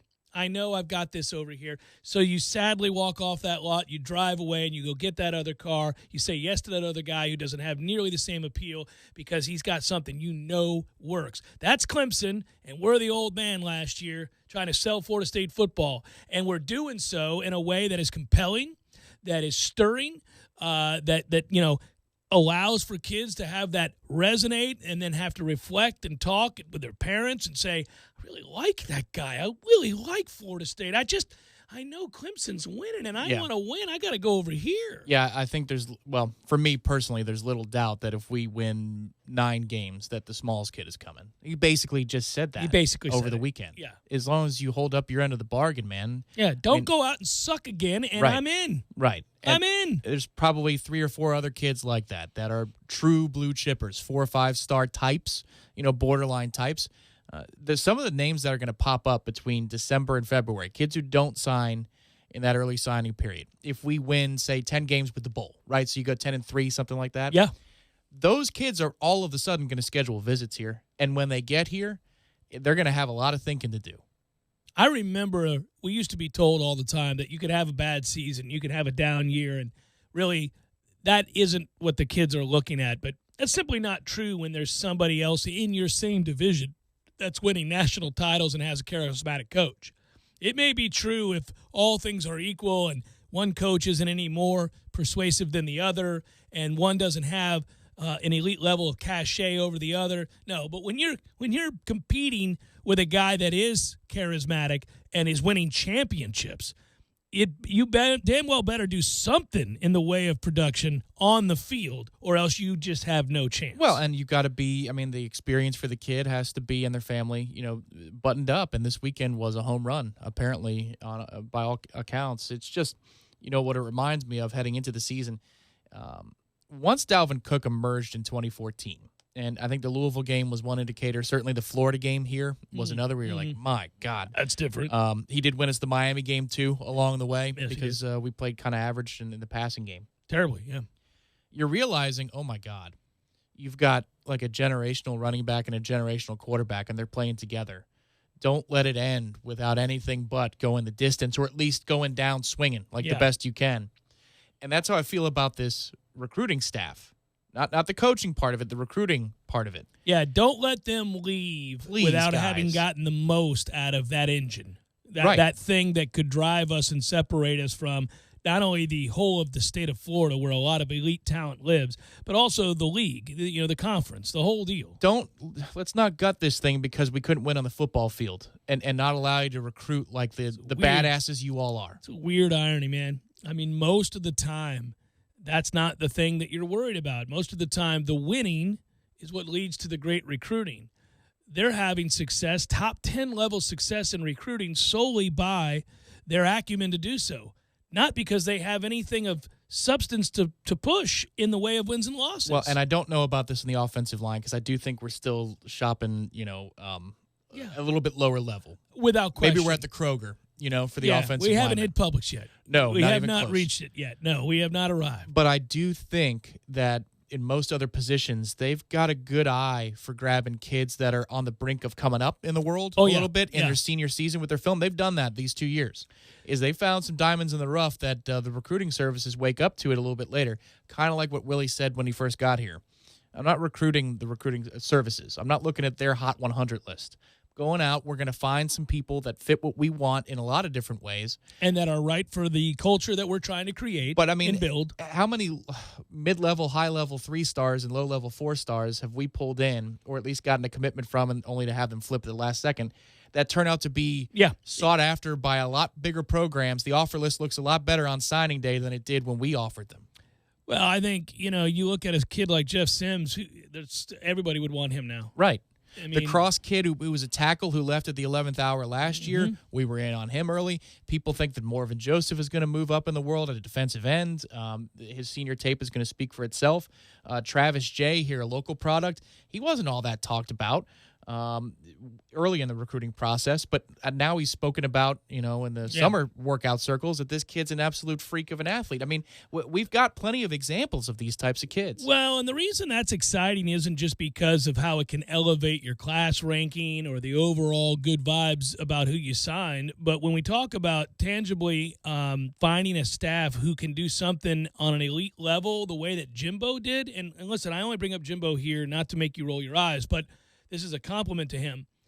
When he was engaged, there was nobody better in the business. Not Nick Saban, not anybody. There was nobody better in the business at evaluating a younger player, projecting what they could be, and developing them to be so. That guy was really good at looking at body types. That guy was really good of doing those kinds of things where you go down to visit a school to watch one kid, see another kid, and go, hey, man, you got the wrong running back. Devonta Freeman's your guy. That's my stud right there. I'm offering him.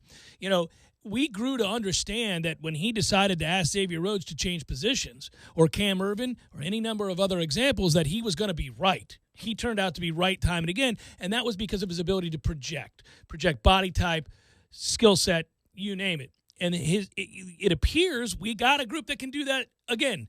And I thought that would be a big loss, because how do you replace that? That's really difficult. Not everybody has that. When he was motivated, he was incredible. And not everybody has that ability to look at a kid who might look like nothing to you and me right now and say, no, that works. That translates. That's going to be fine. He's not there yet, but in 2 years, he's a beast, and he's going to play such and such and be right time and again.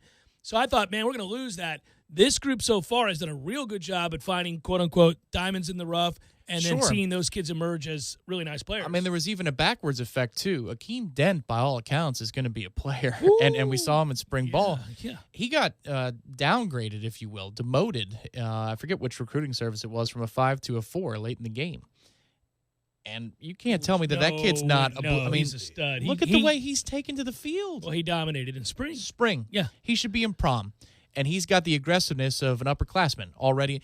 We seem to have a good eye for that. It may not be open and shut because maybe these kids don't develop. We'll see. At least when they get on campus, you look at their offer list, by the time signing day rolls around, it does appear to always get a little bit better and more robust after we've gotten involved. So if that continues, we do need to get to probables before the time is nigh. Fire it up, sir.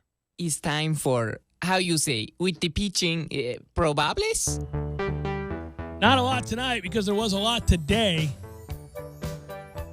Maybe I'll go home tonight and there'll be another brawl. That'd be good. Jeez. We'll piss you off. You guys are the Flyers. You're the Flyers of the MLB. It was weird last night. A man's going to charge an entire dugout. Just needle. They said, "What you going to do about it?" He said, "Well, I'm coming at it. What the hell? Let's go." Giants, Phillies, Jeff Samardzija, Vince Velasquez. We got the Twins and the Marlins, Jose Barrios. My man Sandy Alcantara still out there getting what he can for the Marlins. Rays, Sox. Good game last night, huh? Andrew Kittredge goes for the Rays. Rick Porcello goes for the Red Sox. The Stros and the Indians. Jose Urquidy and Zach Plesac. We got the Mariners and the Rangers. Wade LeBlanc. Mike Minor going for the Rangers. Mets, White Sox. Jacob deGrom, my ticket to beer. You happy Thor's off the market? No, you wanted to make the trade, did you? I've got a radical idea. I probably don't have enough time. I'd move him to the pen. Oh, we'll talk about this another day. Lucas Giolito goes for the White Sox. Cubs, Cards, rivalry series. Kyle Hendricks, Miles Mikolas. Yes. The Pirates jettison Jordan Lyles within the division. That tells you how little they think of him. He'll make his first start tonight for the Brewers. He's 5-7 with a 5.36. His last 3 starts see him at 0-3 with a 15 ERA. We told him, don't let the door hit you in the ass. Brett Anderson goes for the A's, and that is a look at those that shall reside on the bump.